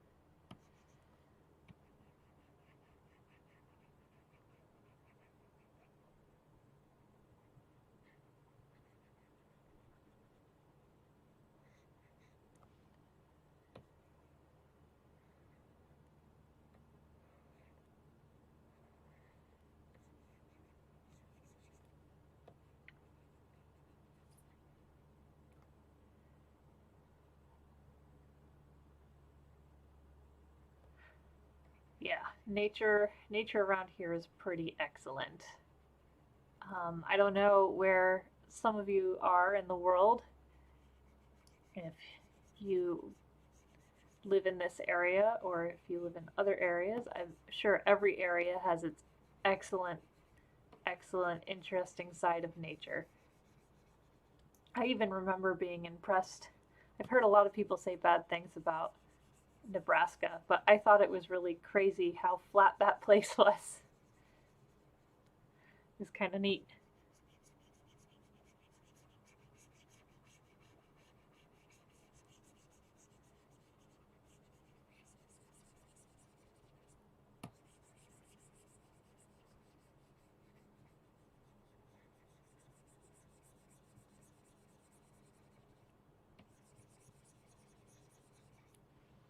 All right, so we've got the main log drawn in there. So now I just have to pick maybe even a more muted color, I think, for the forest floor. I'll go with that. And brush some of that in before we do some more detail work on the forest floor later.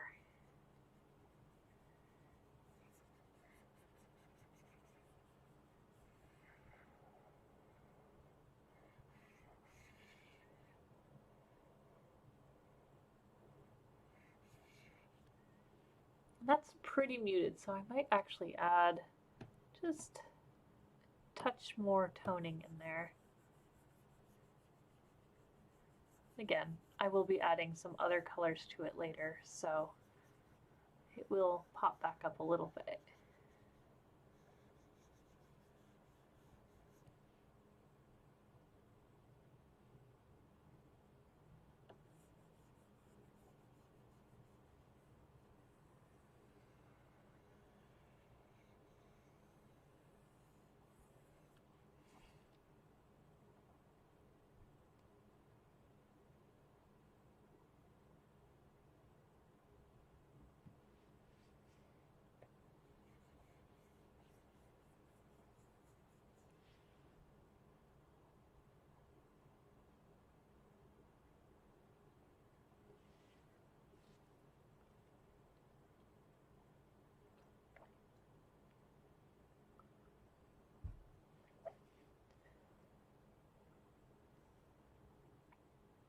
Okay, so I do believe all of the foreground elements are now drawn in, and we're going to go ahead and move on to the background elements. So what I can now do is pop those back into existence and go ahead and start filling in what is not filled in. So first thing I'm probably going to do is do some of the branches back there, which means I'm going to have to zoom in again. And I'm going to have to make the brush a lot smaller. Now I just have to hunt out all of the branches that need a little bit of color added, and I'm on the wrong layer. I don't know if you guys noticed that. So I actually need to switch and make sure I'm on this layer down here, number 7, which is underneath the background element details. Make the brush even smaller. Just focus on honing those details into those crevices quickly.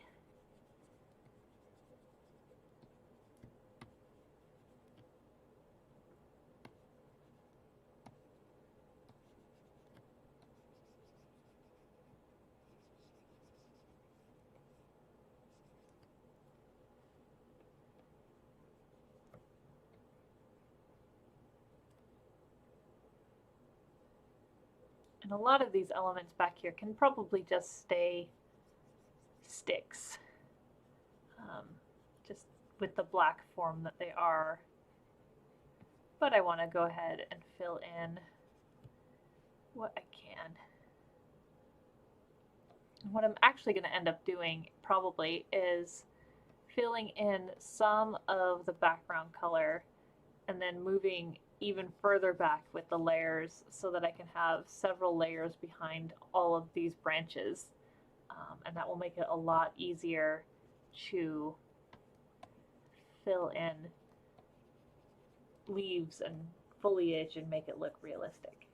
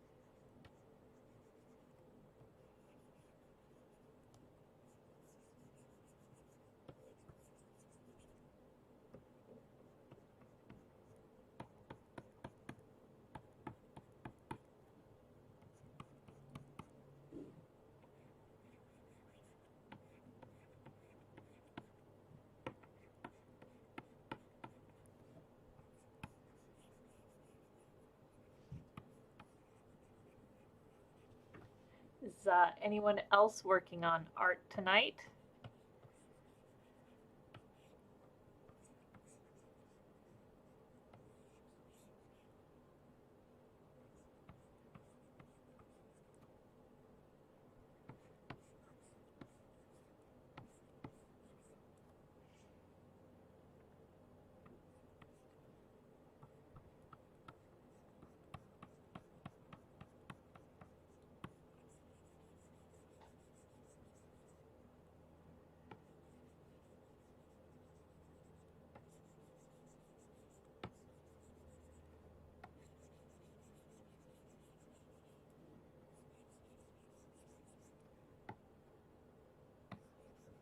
All right, now I'm going to go ahead and extend my brush size. Oh, that is too big. Just because we have some larger pieces here to fill in.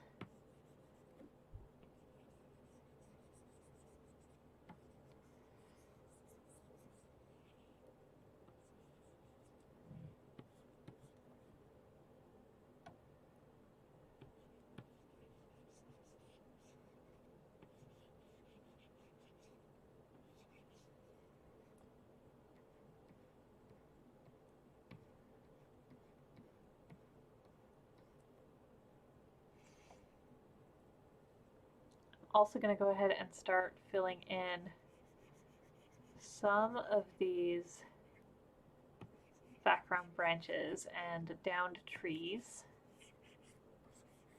And again, moss will be coming back afterwards.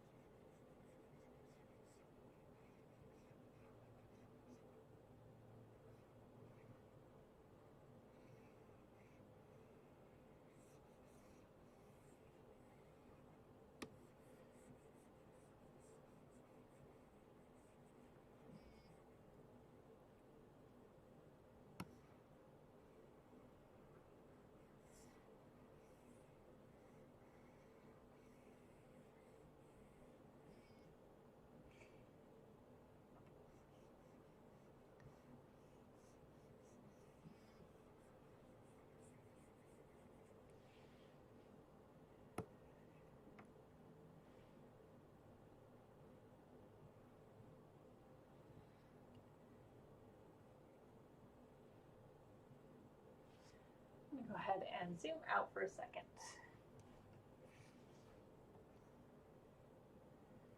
I got all of those up there, so I'm just going to go ahead and fill in bits of tree.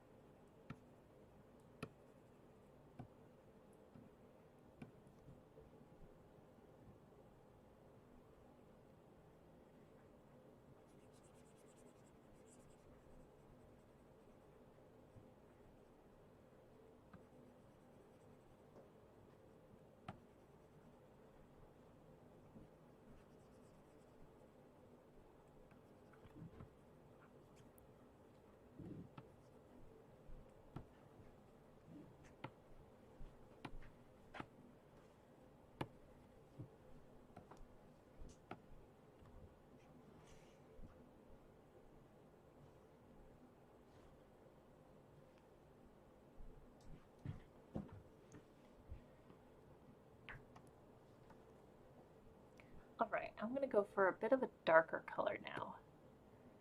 A bit more gray, I think. For some of these stumps back here.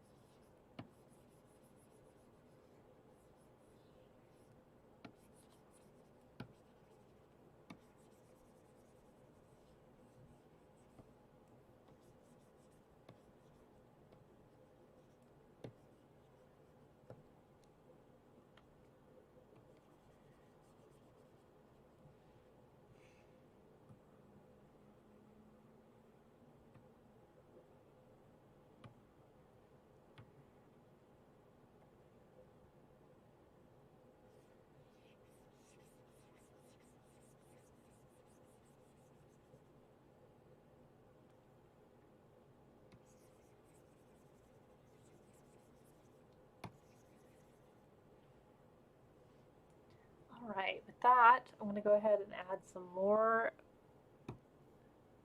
lighter tree colors in.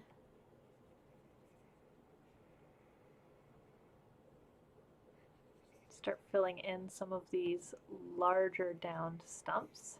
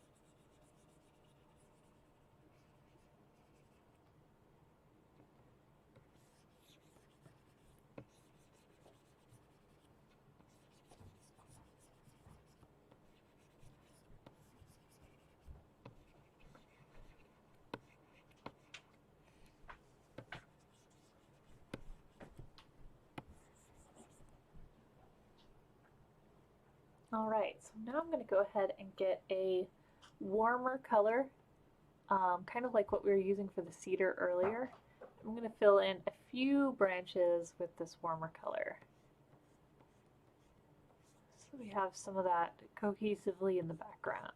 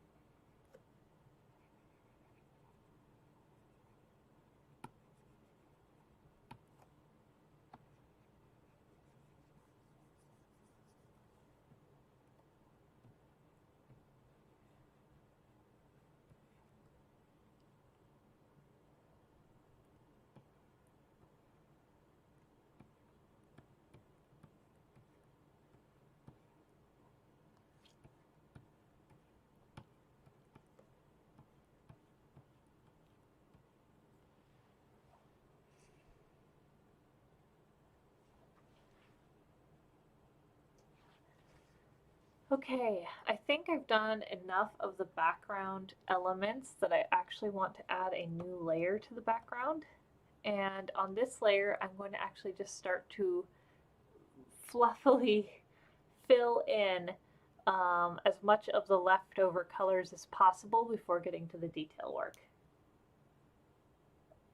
So I'm going to go ahead and start by adding a more neutral color. Ooh, just a touch warmer. And we're going to make that our background forest floor color. So I'm on a new layer, and I'm just going to fill this area in very quickly. And I might need to wait here a second. It takes my brush a little while to get across the entire page because this is such a large file.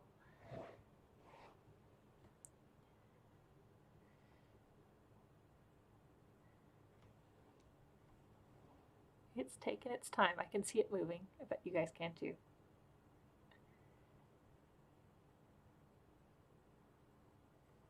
All right, getting into another one.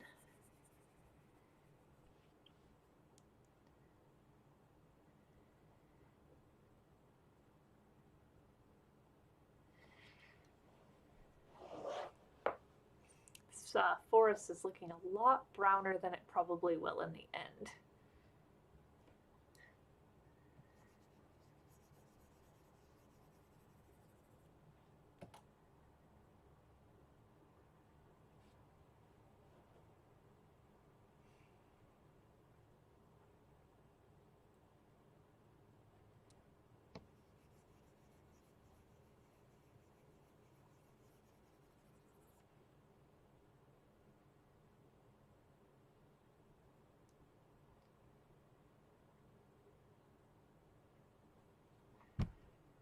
I'm just going to apply a little more on this side.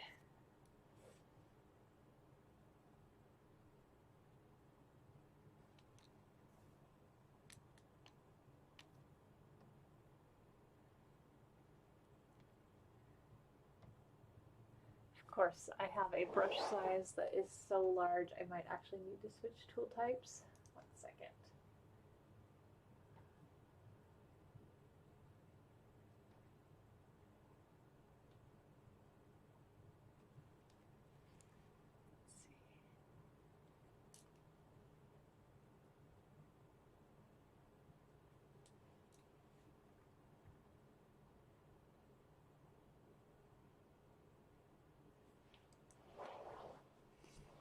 Oh, it might actually still be processing the color on the image. So we'll just have to give it a moment. Sometimes when you work with images this large and you use a larger size brush, it just takes a minute for it to get across the entire thing.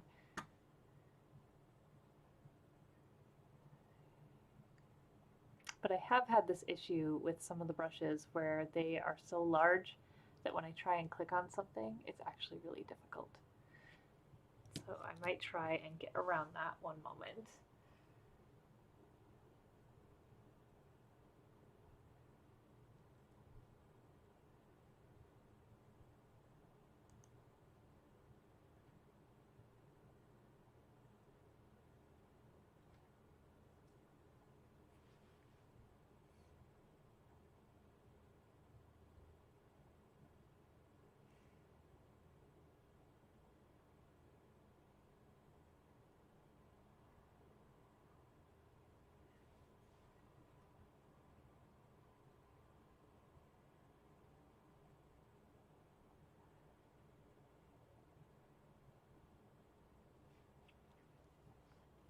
So yep, I think we're gonna have to just wait here a second. The brush is still processing color, it looks like.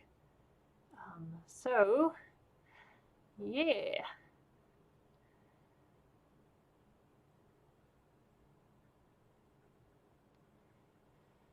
If anybody has any questions, this is a great time for it. Let me know what you guys are up to tonight, what you are having fun with. We are waiting for color to process, so it just might take a few more moments.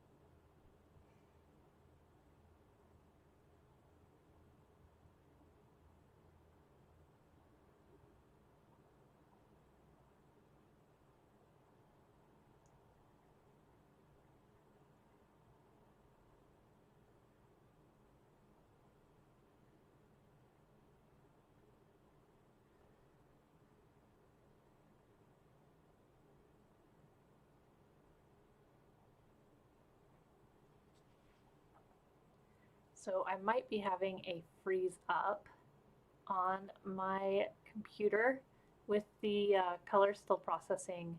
So I may end this tonight and finish this drawing up, and I will be displaying it on Instagram at Harmony Sage Lawrence, which I think you might be able to find through the Temperate Sage Instagram as well.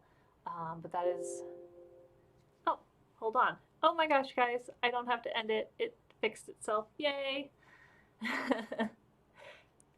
Okay, that got really close. I was like this close to deciding that it had frozen. Luckily, it did not. Sometimes it just takes the color a really long time to process, and I didn't want to have to hang you guys on the line there for a while.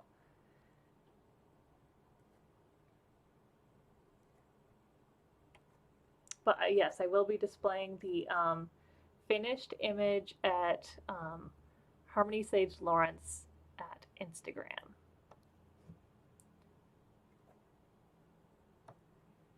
All right, so for the background color, I have to go ahead and decide on a green tone that will be the general background tone. Let's see.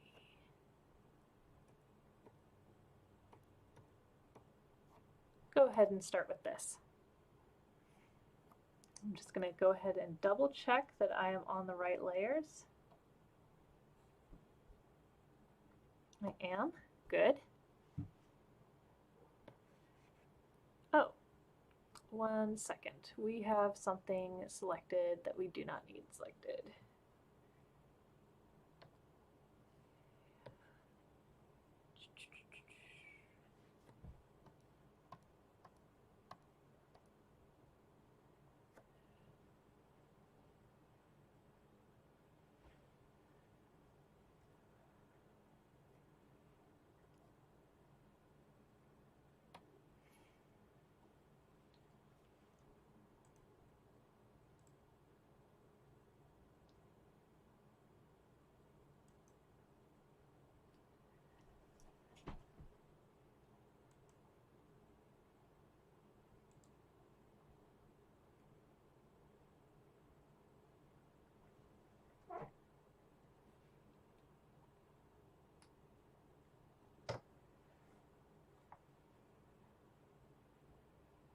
All right, there we go.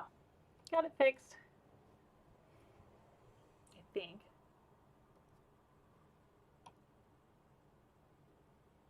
All right, so I need to get my green color back.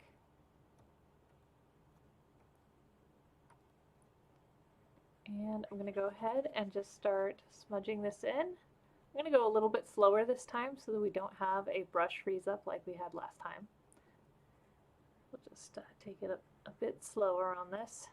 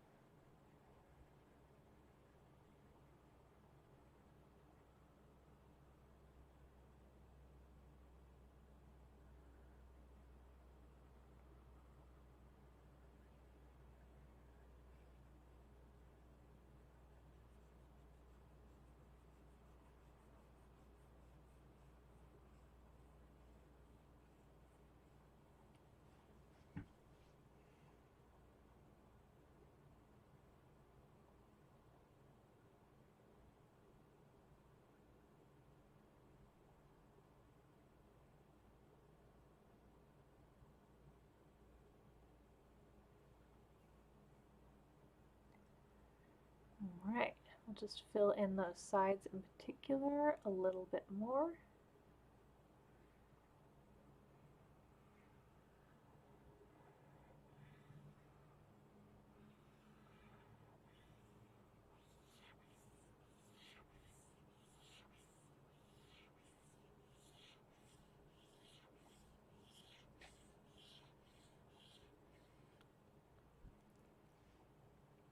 And I'll wait for my brush to catch up again.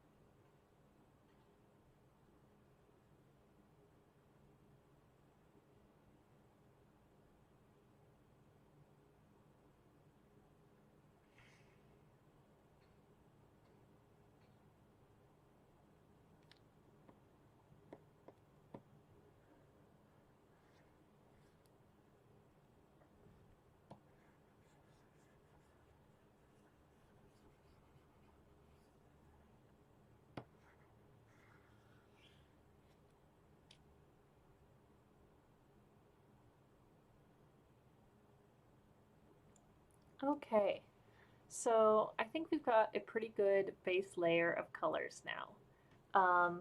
And from this we can start working on the details. Yay! So now I just have to determine which layer of details I'm going to start with. Perhaps it actually might be not a bad idea to start in the background and then work my way forward. So one really nice thing about brushes is you can get brushes that actually already come with certain kinds of textures, like leaves. So I might actually go ahead and start with some of that for just the background foliage textures. Now, if you want a very, very distinct style of foliage in the background, you might have to spend a little bit more time on it. But I'm going to go ahead and show you how amazing some of these brushes people have created are. So we've got concept brushes from the Adobe Creative Cloud collections. You can actually get brushes that are already collections of leaves that will actually sway as you move your brush around. These are a little bit too big for my need. So I'm going to go ahead and get that, and we'll just find an accent color to put into the background with these leaves. Maybe I'll start with something darker actually, and then I'll work way to brighter colors.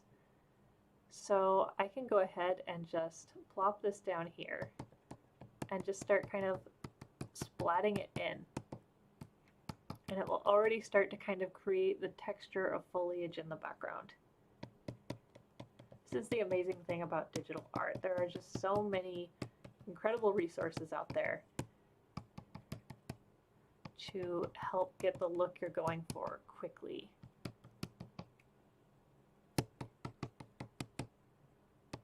So I just have to determine how thick and in which areas I want these to show up. I'm going to actually go for an even darker color now. I'm going to hit it a little harder on these corners.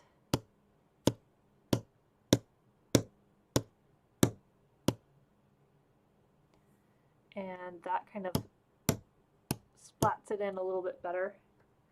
I'm even going to go for even darker color now.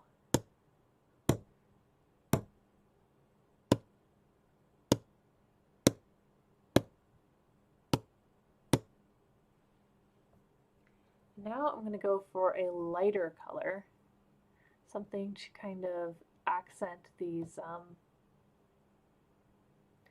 darker sections we have.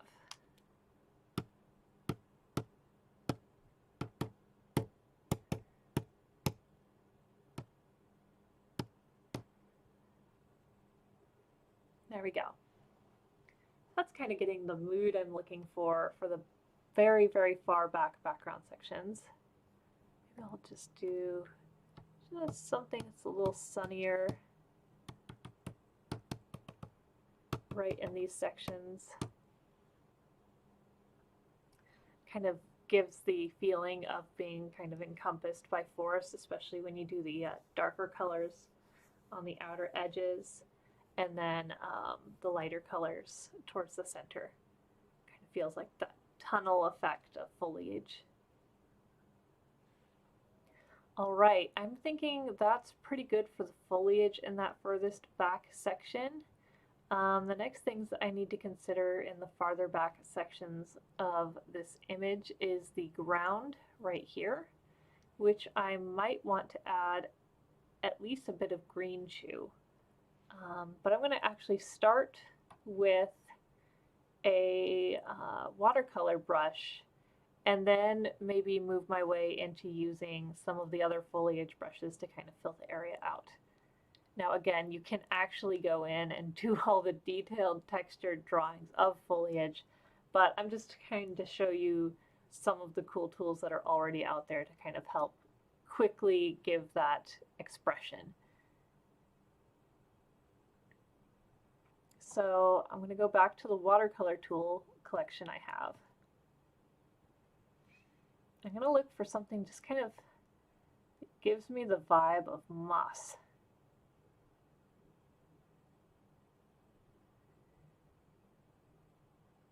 maybe this right here.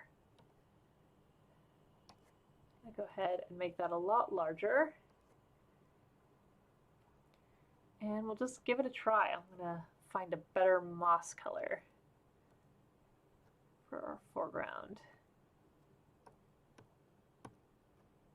There. And I'm actually going to go ahead and I guess start with this in the background layers.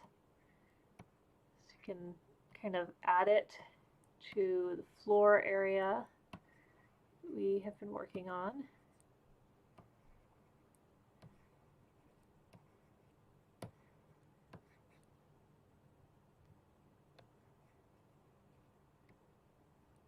I don't have to worry too much about actually getting right up against the dress anymore since I created all these different layers.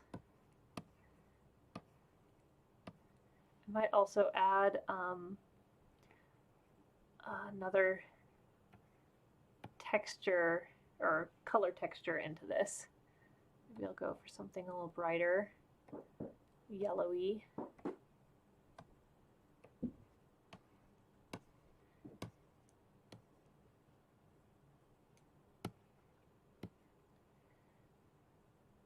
All right, that's looking pretty decent to me.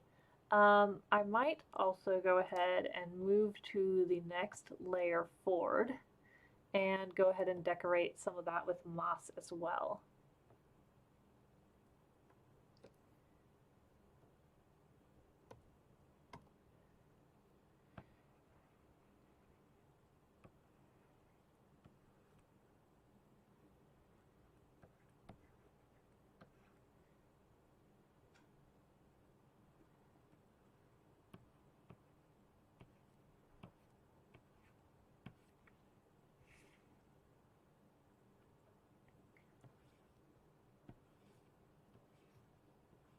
Oops, can't quite go over that branch. It looks a little funky. I'll have to go behind it.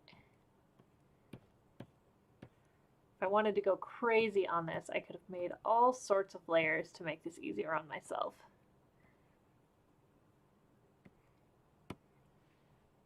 All right, now I'm going to go ahead and zoom in and get some moss lines on these branches by making these a bit smaller, and go back to a slightly more yellow tint. Gotta keep it varied.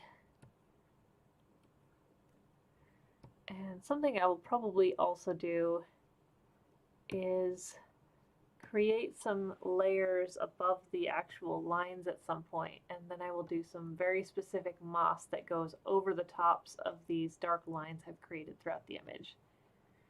And that will really start to hone the effect.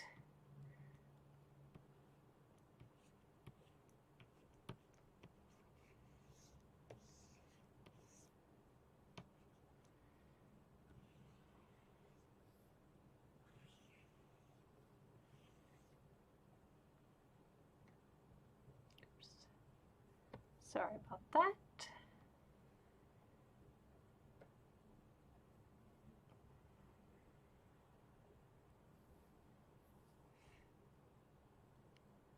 See, there's definitely moss on these trees back here.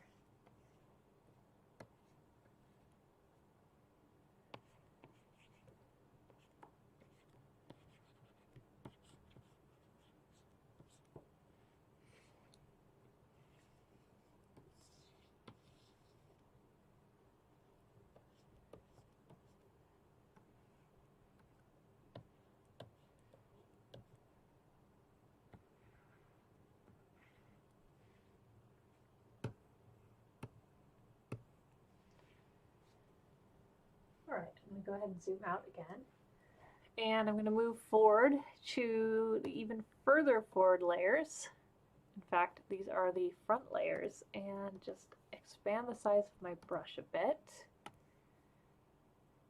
and start drawing moss onto these trees. At least our first layers of moss.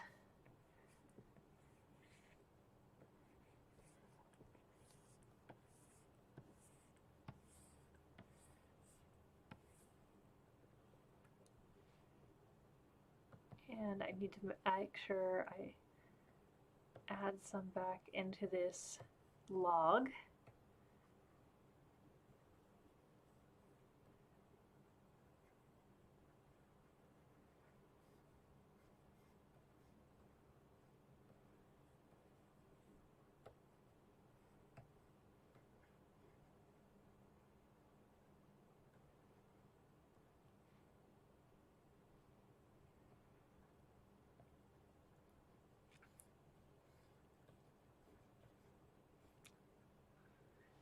Go. That's starting to feel more like the Pacific Northwest forest.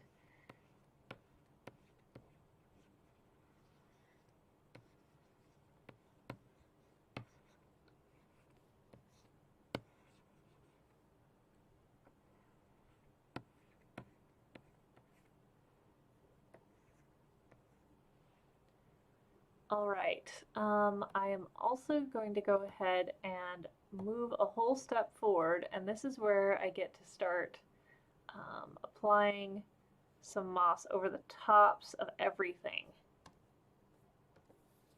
including the lines. So if I want to kind of soften lines in certain areas, I can now, using the moss. Just adding that layer over everything.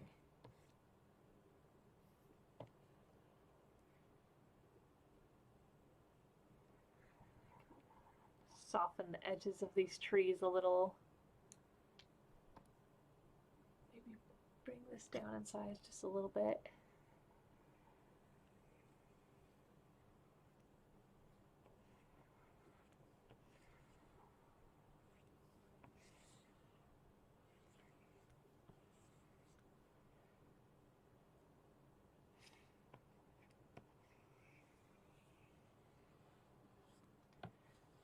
And I'll still do a bit of color correcting at the very end of this, so I may decide to change the tone of the image color-wise quite a bit.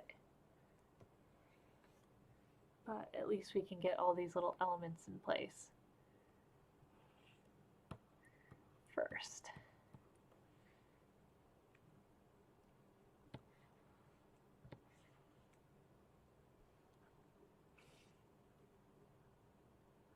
All right, so now I might go ahead and add just a sprinkling of actual foliage textures in. I've picked up several foliage texture packs that I really enjoy, like this one. So with these foliage textures, I can actually bring in like a full-sized texture of foliage. And this is something I really want to do in the future with you guys, is show you how to actually make these brushes so that you can go out in your neighborhood or around your house and take pictures of foliage and then turn them into brushes that you can use whenever you want in Photoshop.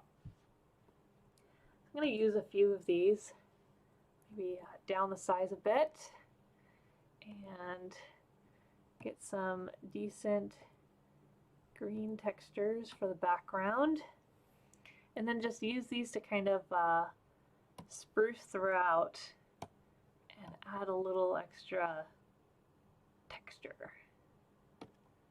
Oops.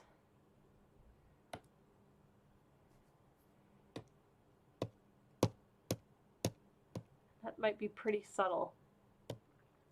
What it's doing is just adding a little bit of leaf texture in there.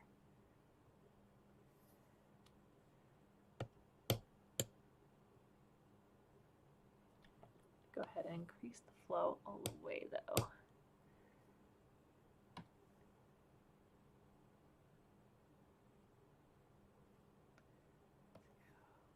Peek through these, find the ones I'm looking for.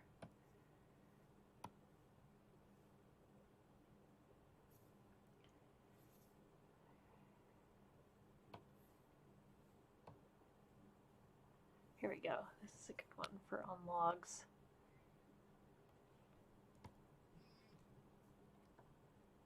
Go ahead and go for a much brighter color.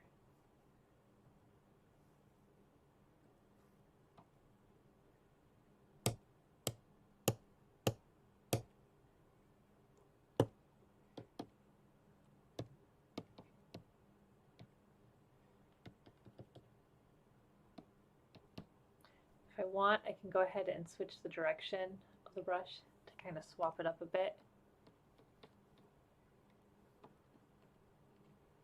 And that helps quite a bit with the background flooring. I'm going to go ahead and make a darker version of that. Just kind of texture that in with the brighter colors we got, so it's not too bright. Maybe even go for a much darker version of it.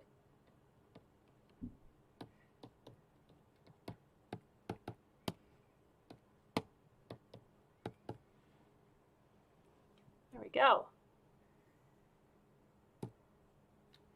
So I'm going to go ahead and switch up my layers now so that I am in the foreground zone and do some similar work. Lay a little bit of that across the ground.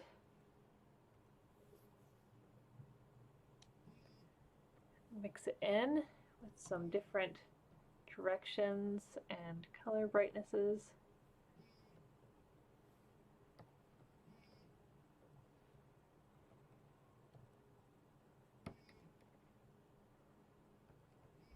That can kind of help enhance the moss textures in the background as well.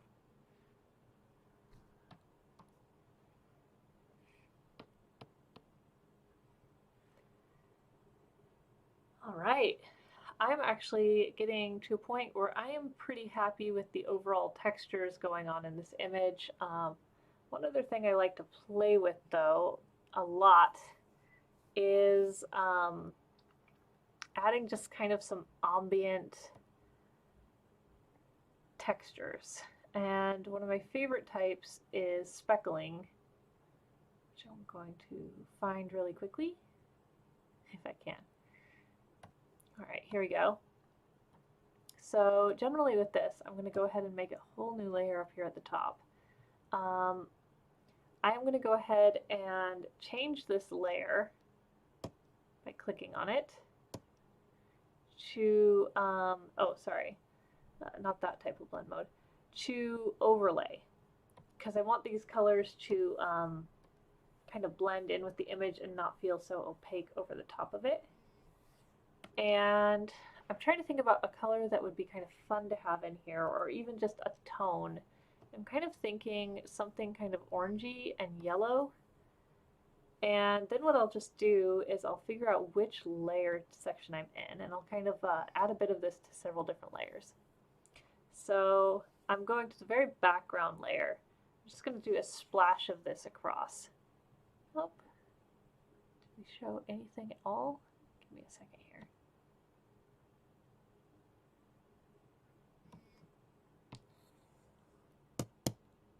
Not sure if this is showing up. Give me one moment to figure out what's going on. Oh, let's get that to normal. There we go. Okay, I was on the wrong kind of mode. So yeah, you can like add spots like this into an image to just quickly enhance the action and textures of the background and foreground.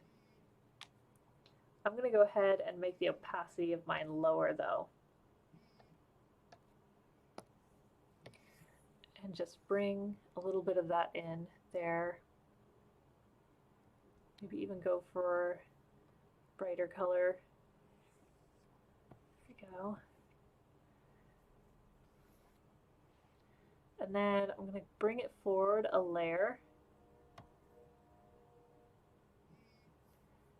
And let's see, let's go for this one. Bring a sprinkling of it through there as well. And then I'm going to go all the way to the front where we had that overlay layer. And just kind of bring it in even across the model potentially, though I'm not quite sure I'm liking that. And just kind of create shapes with it that'll bring a little extra action into the textures of it. So happy with that. There is one more lighting related color thing I want to do, which is another overlay mode. I'm actually going to go ahead and switch back to the normal Photoshop brushes. So go back to general brushes, get a soft round brush. This is actually a decent size right here. Go ahead and overlay it 100% and then I'll change the opacity after I do this. I'm going to go ahead and pick something kind of, I'm going to try this reddish orange. Bring it down across the model like this.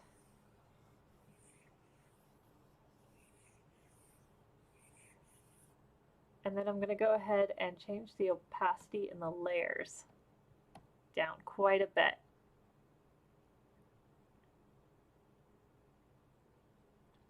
I might also add another one on top of this, do the same thing with it. Go to overlay and maybe pick a slightly different color, or maybe I'll go for like maybe a brighter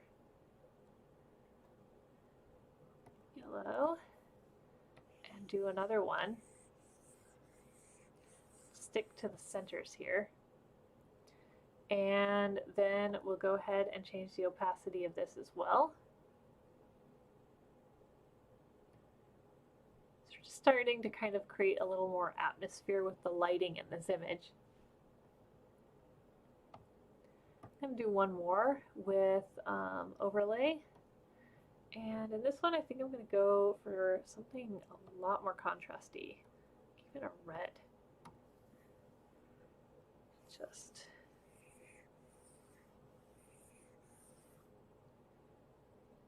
see what happens. There we go. I'm starting to like how those colors are kind of playing here. That's feeling pretty good to me. So the last thing I do with these images is I affect the colors until I'm happy with how everything's playing out. So we're going to go down to here in the layers and we're going to make some color change layers. I'm going to go ahead and do color balance, which should show up at the very top there and open up. And then I'm just going to go ahead and slide colors around between these different modes. I'm going to actually start with shadows on this. And just kind of adjust the shadows until I'm kind of happy with how they're playing with the colors in the image. Like this brings a little bit more natural tones into the image by kind of shifting the greens down a bit. Midtones.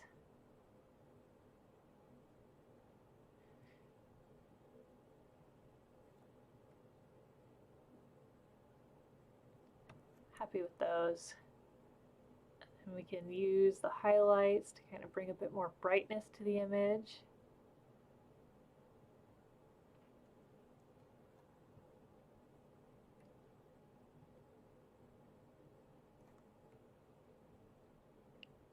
Quite a bit more. Go back to shadows.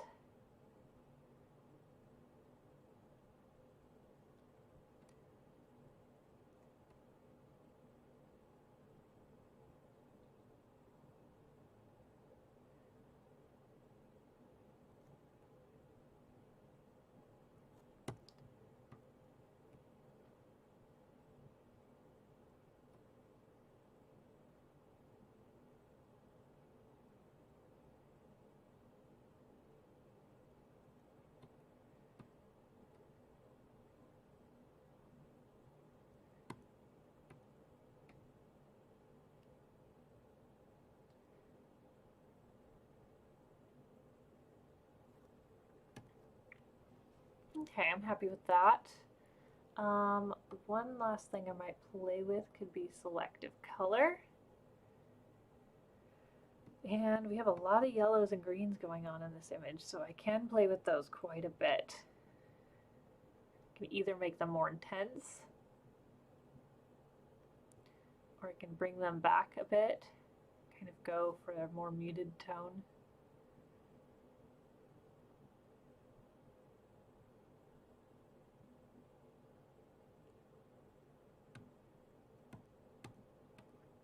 We have reds that we added with the last layer.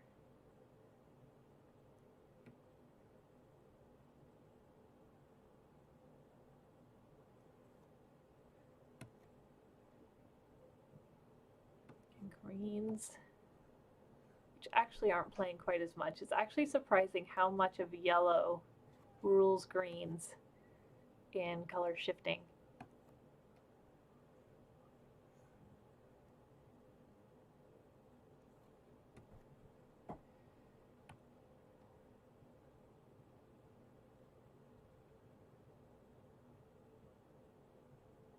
I'm pretty happy with this. This is where I'm going to go ahead and leave this image.